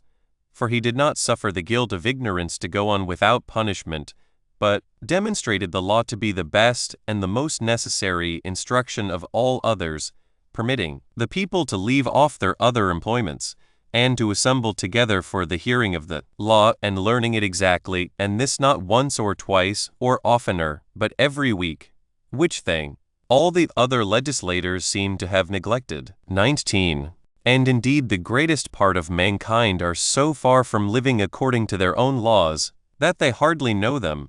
but when they have sinned, they learn from others that they have transgressed the law. Those also who are in the highest and principal posts of the government confess they are not acquainted with those laws, and are obliged to take such persons for their assessors in public administrations as profess to have skill in those laws. But for our people, if anybody do but ask any one of them about our laws, you will more readily tell them all than he will tell his own name, and this in consequence of our having learned them immediately as soon as ever we became sensible of anything, and of our having them as it were engraven on our souls. Our transgressors of them are but few, and it is impossible, when any do offend, to escape punishment. 20. And this very thing it is that principally creates such a wonderful agreement of minds amongst us all, for this entire agreement of ours in all our notions concerning God, and our having no difference in our course of life and manners, procures among us the most excellent concord of these our manners that is anywhere among mankind. For no other people but the Jews have avoided all discourses about God that any way contradict one another, which yet are frequent among other nations, and this is true not only among ordinary persons, according as every one is affected, but some of the philosophers have been insolent enough to indulge such contradictions, while some of them have undertaken to use such words as entirely take away the nature of God, as others of them have taken away his providence over mankind. Nor can any one perceive amongst us any difference in the conduct of our lives, but all our works are common to us all. We have one sort of discourse concerning God, which is conformable to our law, and affirms that he sees all things,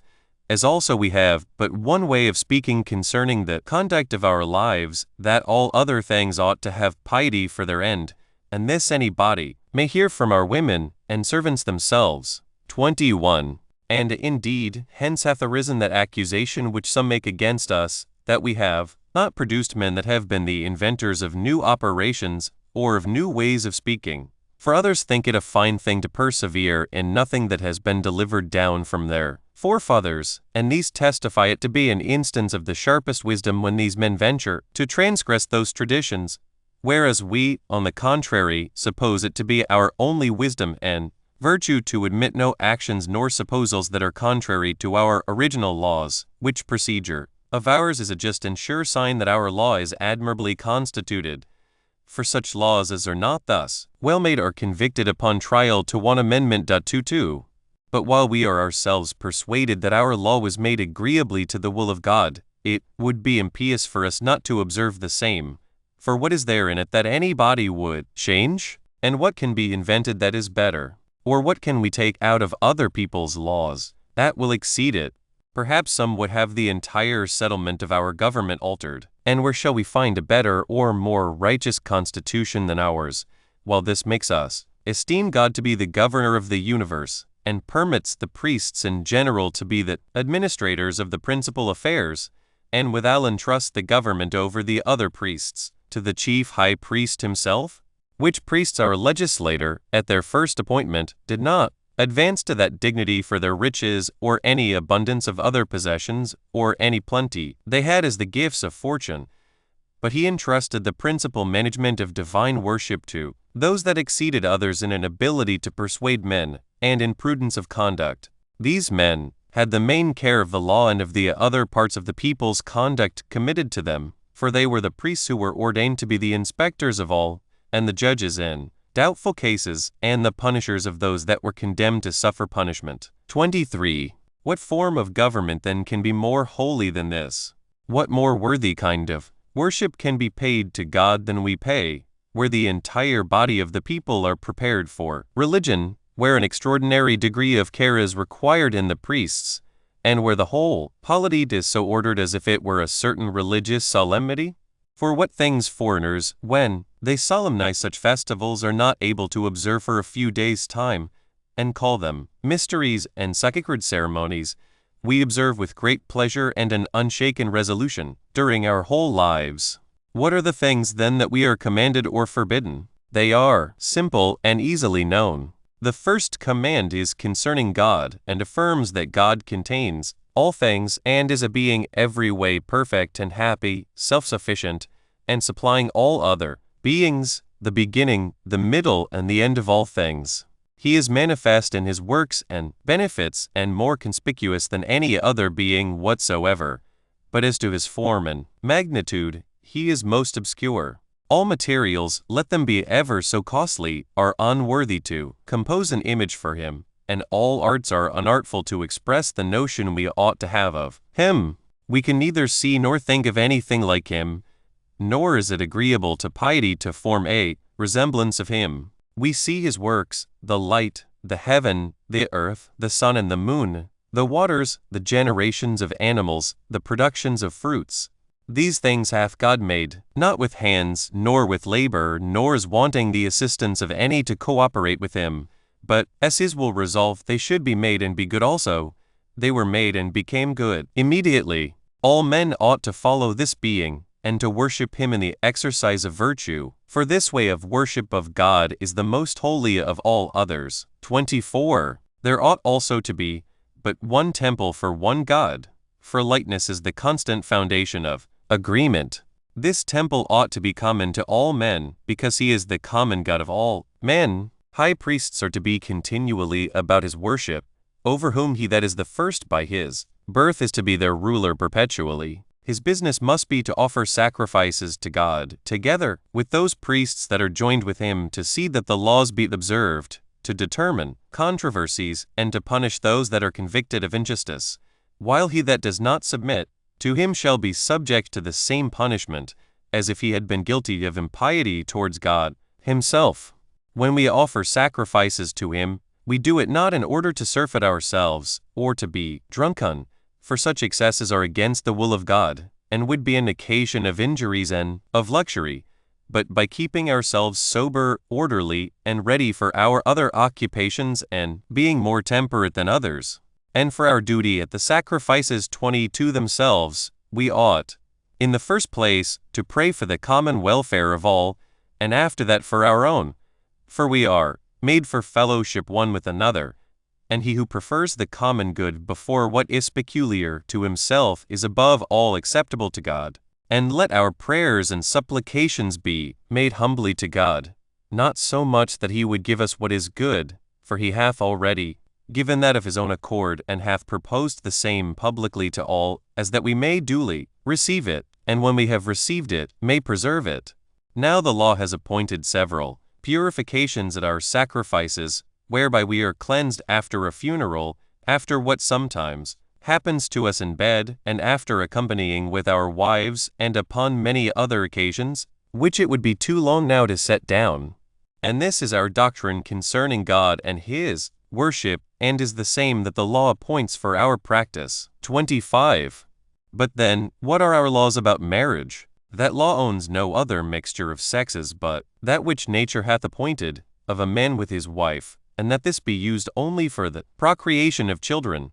But it abhors the mixture of a male with a male, and if any one do that, death is its punishment. It commands us also, when we marry, not to have regard to portion, nor to take a woman by violence, nor to persuade her deceitfully and knavishly, but to demand her in marriage of him who hath power to dispose of her, and is fit to give her away by the nearness of his kindred. For, says the Scripture, a woman is inferior to her husband in all things. 23. Let her, therefore, be obedient to him, not so that he should abuse her, but that she may acknowledge her duty to her husband. For God hath given the authority to the husband. A husband, therefore, is to lie only with his wife whom he hath married, but to have to do with another man's wife is a wicked thing, which, if any one ventures upon, death is inevitably his punishment. No more can he avoid the same who forces a virgin betrothed to another man, or entices another man's wife. The law, moreover, enjoins us to bring up all our offspring, and forbids women to cause abortion of what is begotten, or to destroy it afterward. And if any woman appears to have so done, she will be the murderer of her child, by destroying a living creature and diminishing humankind. If any one, therefore, proceeds to such fornication or murder, he cannot be clean. Moreover, the law enjoins that after the man and wife have lain together in a regular way, they shall bathe themselves, for there is a defilement contracted thereby, both in soul and body, as if they had gone into another country. For indeed the soul, by being united to the body, is subject to miseries, and is not freed therefrom again but by death. On which account the law requires this purification to be entirely performed. 26. Nay, indeed, the law does not permit us to make festivals at the births of our children, and thereby afford occasion of drinking to excess, but it ordains that the very beginning of our education should be immediately directed to sobriety. It also commands us to bring those children up in learning, and to exercise them in the laws, and make them acquainted with the acts of their predecessors, in order to their imitation of them, and that they might be nourished up in the laws from their infancy, and might neither transgress them, nor have any pretense for their ignorance of them. 27. Our law hath also taken care of the decent burial of the dead, but without any extravagant expenses for their funerals, and without the erection of any illustrious monuments for them, but hath ordered that their nearest relations should perform their obsequies, and hath showed it to be regular, that all who pass by when any one is buried should accompany the funeral, and join in the lamentation. It also ordains that the house and its inhabitants should be purified after the funeral is over, that every one may thence learn to keep at a great distance from the thoughts of being pure, if he hath been once guilty of murder. 28. The law ordains also that parents should be honored immediately after God himself, and delivers that son who does not requite them for the benefits he hath received from them, but is deficient on any such occasion, to be stoned. It also says that the young men should pay due respect to every elder, since God is the eldest of all beings. It does not give leave to conceal any thing from our friends, because that is not true friendship which will not commit all things to their fidelity. It also forbids the revelation of secrets, even though an enmity arise between them. If any judge takes bribes, his punishment is death. He that overlooks one that offers him a petition, and this when he is able to relieve him, he is a guilty person. What is not by any one entrusted to another ought not to be required back again. No one is to touch another's goods. Ye that lends money must not demand usury for its loan. These, and many more of the like sort, are the rules that unite us in the bands of society one with another. 29. It will be also worth our while to see what equity our legislator would have us exercise in our intercourse with strangers, for it will thence appear that he made the best provision he possibly could, both that we should not dissolve our own constitution, nor show any envious mind towards those that would cultivate a friendship with us. Accordingly, our legislator admits all those that have a mind to observe our laws so to do, and this after a friendly manner, as esteeming that a true union which not only extends to our own stock, but to those that would live after the same manner with us,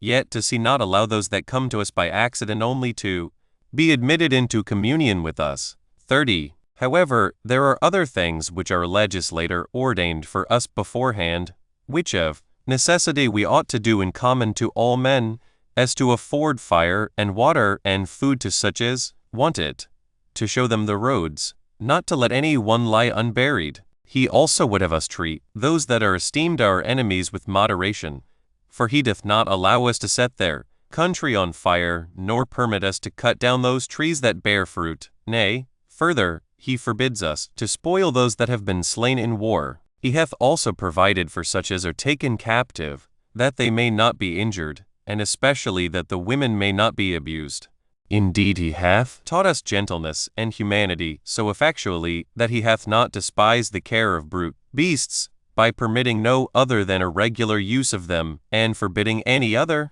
And if any of them come to our houses, like supplicants, we are forbidden to slay them, nor may we kill the dams, together with their young ones, but we are obliged, even in an enemy's country, to spare, and not kill those creatures that labor for mankind. Thus hath our lawgiver contrived to teach us an equitable conduct every way, by using us to such laws as instruct us therein,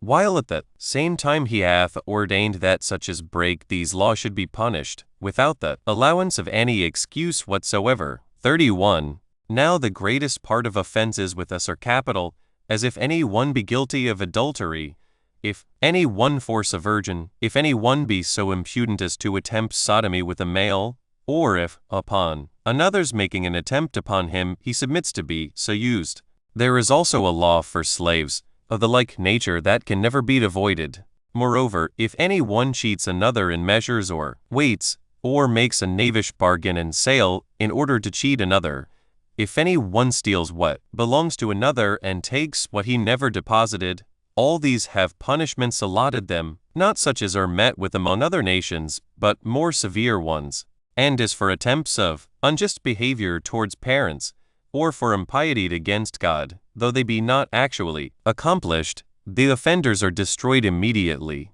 However, the reward for such is live, exactly according to the laws, is not silver or gold. It is not a garland of olive branches or of small age, nor any such public sign of commendation.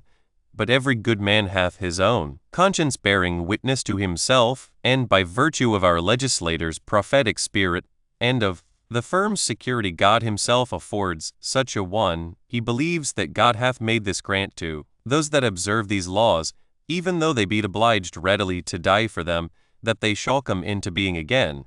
and at a certain revolution of things shall receive a better life than they had enjoyed before. Nor would I venture to write thus at this time, were it not well known to all, by our actions, that many of our people have many a time bravely resolved to endure any sufferings rather than speak one word against our law. 32. Nay, indeed, in case it had so fallen out that our nation had not been so thoroughly known among all men as they are,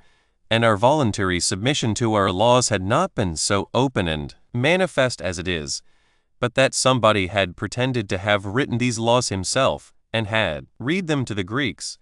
or had pretended that he had met with men out of the limits of the known world that had such reverent notions of God, and had continued a long time in the firm observance of such laws as ours, I cannot but suppose that all men would admire them on a reflection upon the frequent changes they had therein been themselves subject to, and this while those that have attempted to write somewhat of the same kind for politic government and for laws are accused as composing monstrous things, and are said to have undertaken an impossible task upon them. And here I will say nothing of those other philosophers who have undertaken anything of this nature in their writings, but even Plato himself, who is so admired by the Greeks on account of that gravity in his manners and force in his words, and that ability he had to persuade men beyond all other philosophers, is little better than laughed at and exposed to ridicule on that account by those that pretend to sagacity in political affairs, although he that shall diligently peruse his writings will find his precepts to be somewhat gentle, and pretty near to the customs of the generality of mankind. Nay, Plato himself confesseth that it is not safe to publish the true notion concerning God among the ignorant multitude. Yet do some men look upon Plato's discourses as no better than certain idle words set off with great artifice. However, they admire Lycurgus as the principal lawgiver, and all men celebrate Sparta for having continued in the firm observance of his laws for a very long time. So far then we have gained that it is to be confessed a mark of virtue to submit to laws. 24. But then let such as admire this in the Lacedaemonians compare that duration of theirs with more than 2,000 years which our political government hath continued, and let them further consider that though the Lacedaemonians did seem to observe their laws exactly while they enjoyed their liberty, yet that, when they underwent a change of their fortune, they forgot almost all those laws, while we, having been under 10,000 changes in our fortune by the changes that happened among the kings of Asia, have never betrayed our laws under the most pressing distresses we have been in, nor have we neglected them either out of sloth or for a livelihood. 25. If any one will consider it, the difficulties and labors laid upon us have been greater than what appears to have been borne by the Lacedaemonian fortitude, while they neither plowed their land, nor exercised any trades, but lived in their own city, free from all such painstaking, in the enjoyment of plenty, and using such exercises as might improve their bodies, while they made use of other men as their servants for all the necessaries of life, and had their food prepared for them by the others. And these good and humane actions they do for no other purpose, but this, that by their actions and their sufferings they may be able to conquer all those against whom they make war. I need not add this, that they have not been fully able to observe their laws, for not only a few single persons, but multitudes of them, have in heaps neglected those laws, and have delivered themselves together with their arms into the hands of their enemies. 33. Now as for ourselves, I venture to say that no one can tell of so many, nay, not of more than one or two that have betrayed our laws, no, not out of fear of death itself. I do not mean such an easy death as happens in battles, but that which comes with bodily torments, and seems to be the severest kind of death of all others. Now I think those that have conquered us have put us to such deaths, not out of their hatred to us when they had subdued us, but rather out of their desire of seeing a surprising sight, which is this, whether there be such men in the world who believe that no evil is to them so great as to be compelled to do or to speak anything contrary to their own laws. Nor ought men to wonder at us, if we are more courageous in dying for our laws than all other men are. For other men do not easily submit to the easier things in which we are instituted. I mean working with our hands and eating but little and being contented to eat and drink, not at random, or at everyone's pleasure, or being under inviolable rules and lying with our wives in magnificent furniture, and again in the observation of our times of rest, while those that can use their swords in war, and can put their enemies to flight when they attack them, cannot bear to submit to such laws about their way of living, whereas our being accustomed willingly to submit to laws in these instances renders us fit to show our fortitude upon other occasions also. 34. Yet do the Lysimachi and the Malones and some other writers, unskillful sophists as they are, and the deceivers of young men, reproach us as the vilest of all mankind. Now I have no mind to make an inquiry into the laws of other nations, for the custom of our country is to keep our own laws, but not to bring accusations against the laws of others. And indeed our legislator hath expressly forbidden us to laugh at and revile those that are esteemed gods by other people, on account of the very name of God ascribed to them. But since our antagonists think to run us down upon the comparison of their religion and ours, it is not possible to keep silence here, especially while what I shall say to confute these men will not be now first said, but hath been already said by many, and these of the highest reputation also. For who is there among those that have been admired among the Greeks for wisdom, who have not greatly blamed both the most famous poets and most celebrated legislators for spreading such notions originally among the body of the people concerning the gods? Such as these, that they may be allowed to be as numerous as they have a mind to have them, that they are begotten one by another, and that after all the kinds of generation you can imagine, they also distinguish them in their places and ways of living, as they would distinguish several sorts of animals, as some to be under the earth, as some to be in the sea, and the ancientest of them all to be bound in hell. And for those to whom they have allotted heaven, they have set over them one, who in title is their father, but in his actions a tyrant and a lord, whence it came to pass that his wife and brother and daughter, which daughter he brought forth from his own head, made a conspiracy against him to seize upon him and confine him, as he had himself seized upon and confined his own father before. 35. And justly have the wisest men thought these notions deserve severe rebukes. They also laugh at them for determining that we ought to believe some of the gods to be beardless and young, and others of them to be old and to have beards accordingly, that some are set to trades, that one god is a smith, and another goddess is a weaver,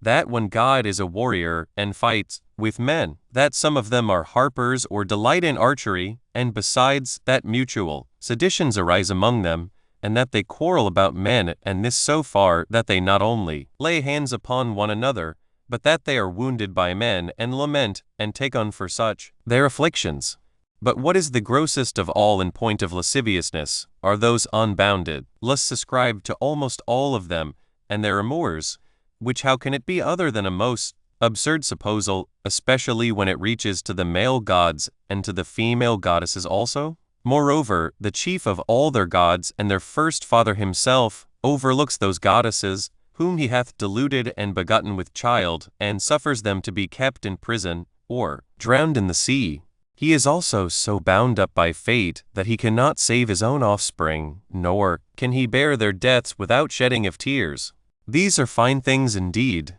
as are the rest that follow. Adulteries truly are so impudently looked on in heaven by the gods, that some of them have confessed they envied those that were found in the very act. And why should they not do so, when the eldest of them, who is their king also, hath not been able to restrain himself in violence of his lust, from lying with his wife, so long as they might get into their bedchamber? Now some of the gods are servants to men, and will sometimes be builders for a reward, and sometimes will be shepherds, while others of them, like malefactors, are bound in a prison of brass. And what sober person is there who would not be provoked at such stories, and rebuke those that forged them, and condemn the great silliness of those that admit them for true? Nay, others there are that have advanced a certain timorousness and fear, as also madness and fraud, and any other of the vilest passions, into the nature and form of gods, and have persuaded whole cities to offer sacrifices to the better sort of them, on which account they have been absolutely forced to esteem some gods as the givers of good things, and to call others of them averters of evil. They also endeavor to move them, as they would the vilest of men, by gifts and presents, as looking for nothing else than to receive some great mischief from them, unless they pay them such wages. 36. Wherefore it deserves our inquiry what should be the occasion of this unjust management, and of these scandals about the deity. And truly I suppose it to be derived from the imperfect knowledge the heathen legislators had at first of the true nature of God. Nor did they explain to the people even so far as they did comprehend of it. Nor did they compose the other parts of their political settlements according to it, but omitted it as a thing of very little consequence, and gave leave both to the poets to introduce what gods they pleased, and those subject to all sorts of passions, and to the orators to procure political decrees from the people for the admission of such foreign gods as they thought proper. The painters also and statuaries of Greece had herein great power, as each of them could contrive a shape proper for a god, the one to be formed out of clay, and the other by making a bare picture of such a one. But those workmen that were principally admired had the use of ivory and of gold as the constant materials for their new statues, whereby it comes to pass that some temples are quite deserted, while others are in great esteem, and adorned with all the rites of all kinds of purification. Besides this, the first gods, who have long flourished in the honors done them,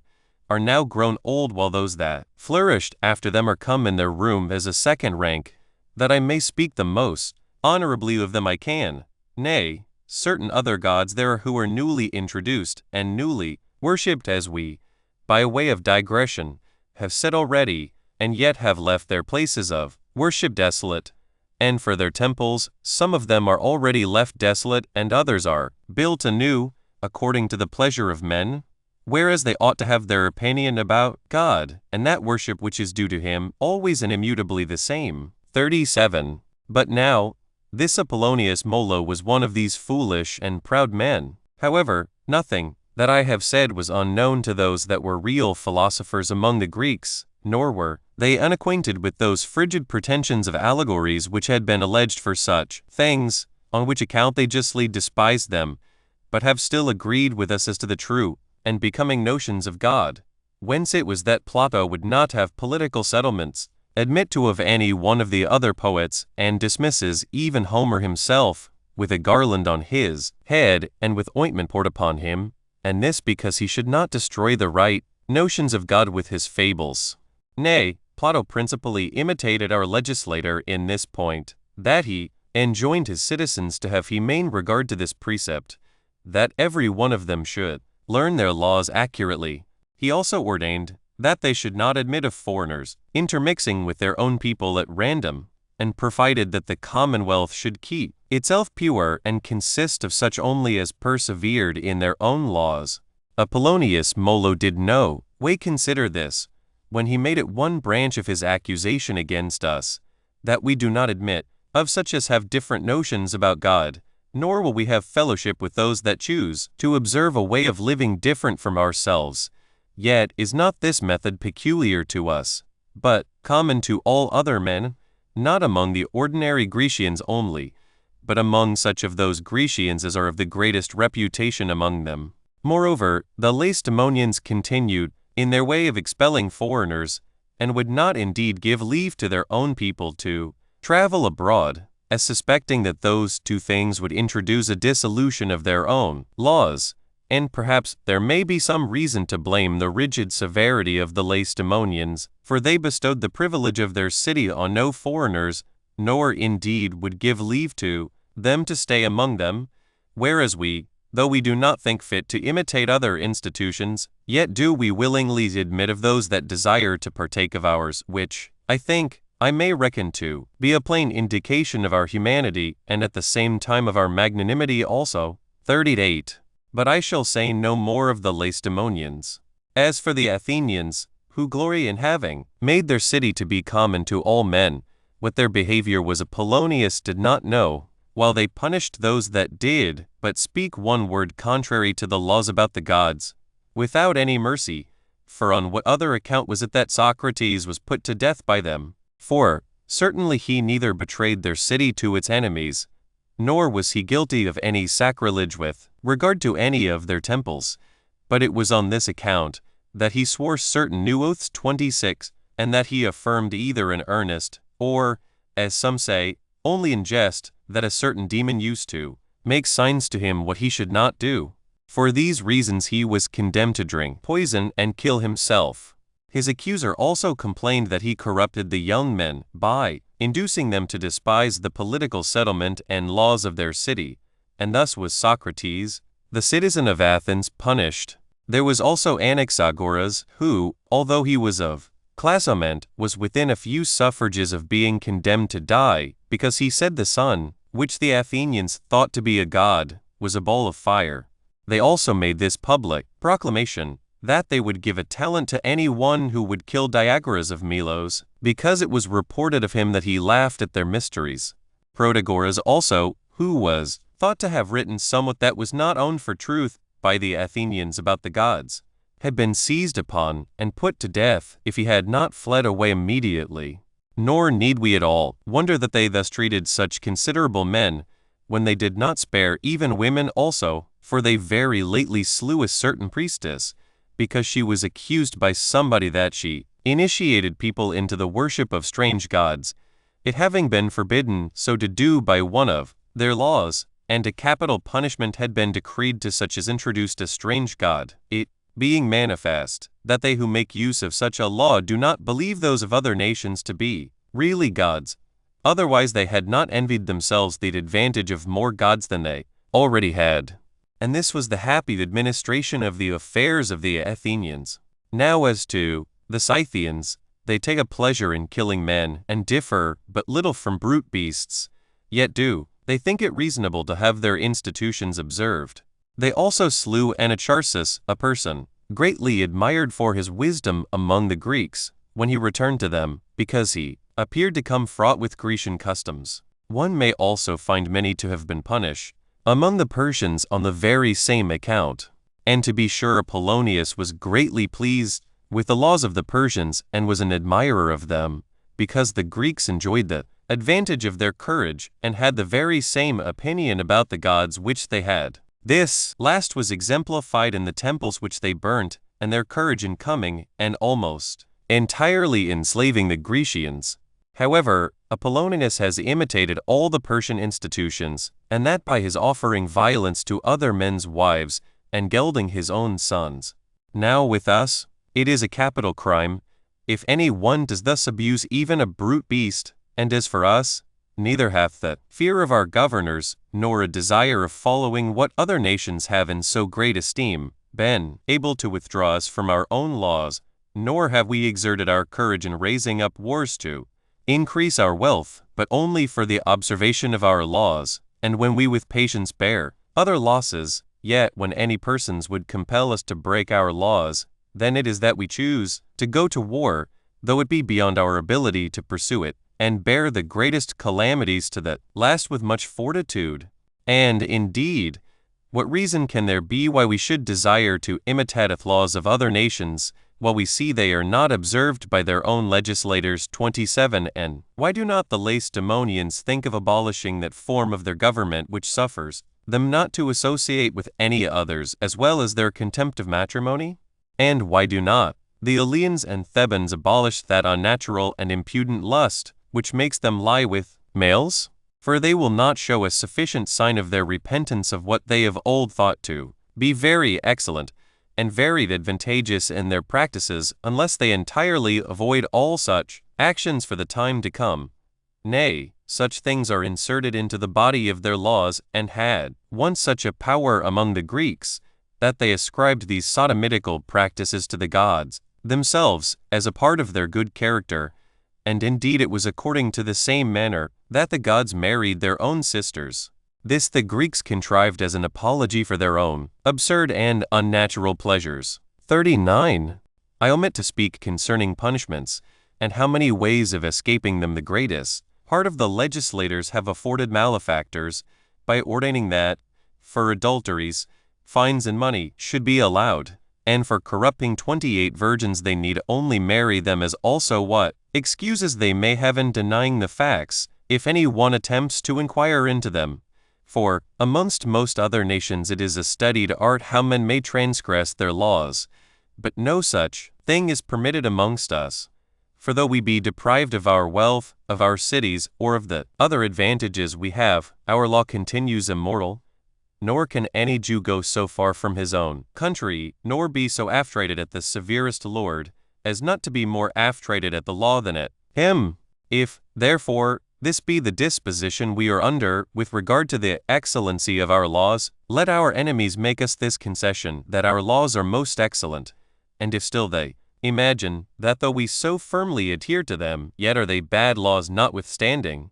what penalties then do they deserve to undergo who do not observe their own laws, which they esteem so far superior to them? Whereas, therefore, length of time is esteemed to be the truest touchstone in all cases, I would make that a testimonial of the excellency of our laws and of that belief thereby delivered to us concerning God. For as there hath been a very long time for this comparison, if any one will but compare its duration with the duration of the laws made by other legislators, he will find our legislator to have been the ancientest of them all. 40. We have already demonstrated that our laws have been such as have always inspired admiration and imitation into all other men. Nay, the earliest Grecian philosophers, though in appearance they observed the laws of their own countries, yet did they, in their actions and their philosophic doctrines, follow our legislator, and instructed men to live sparingly, and to have friendly communication one with another.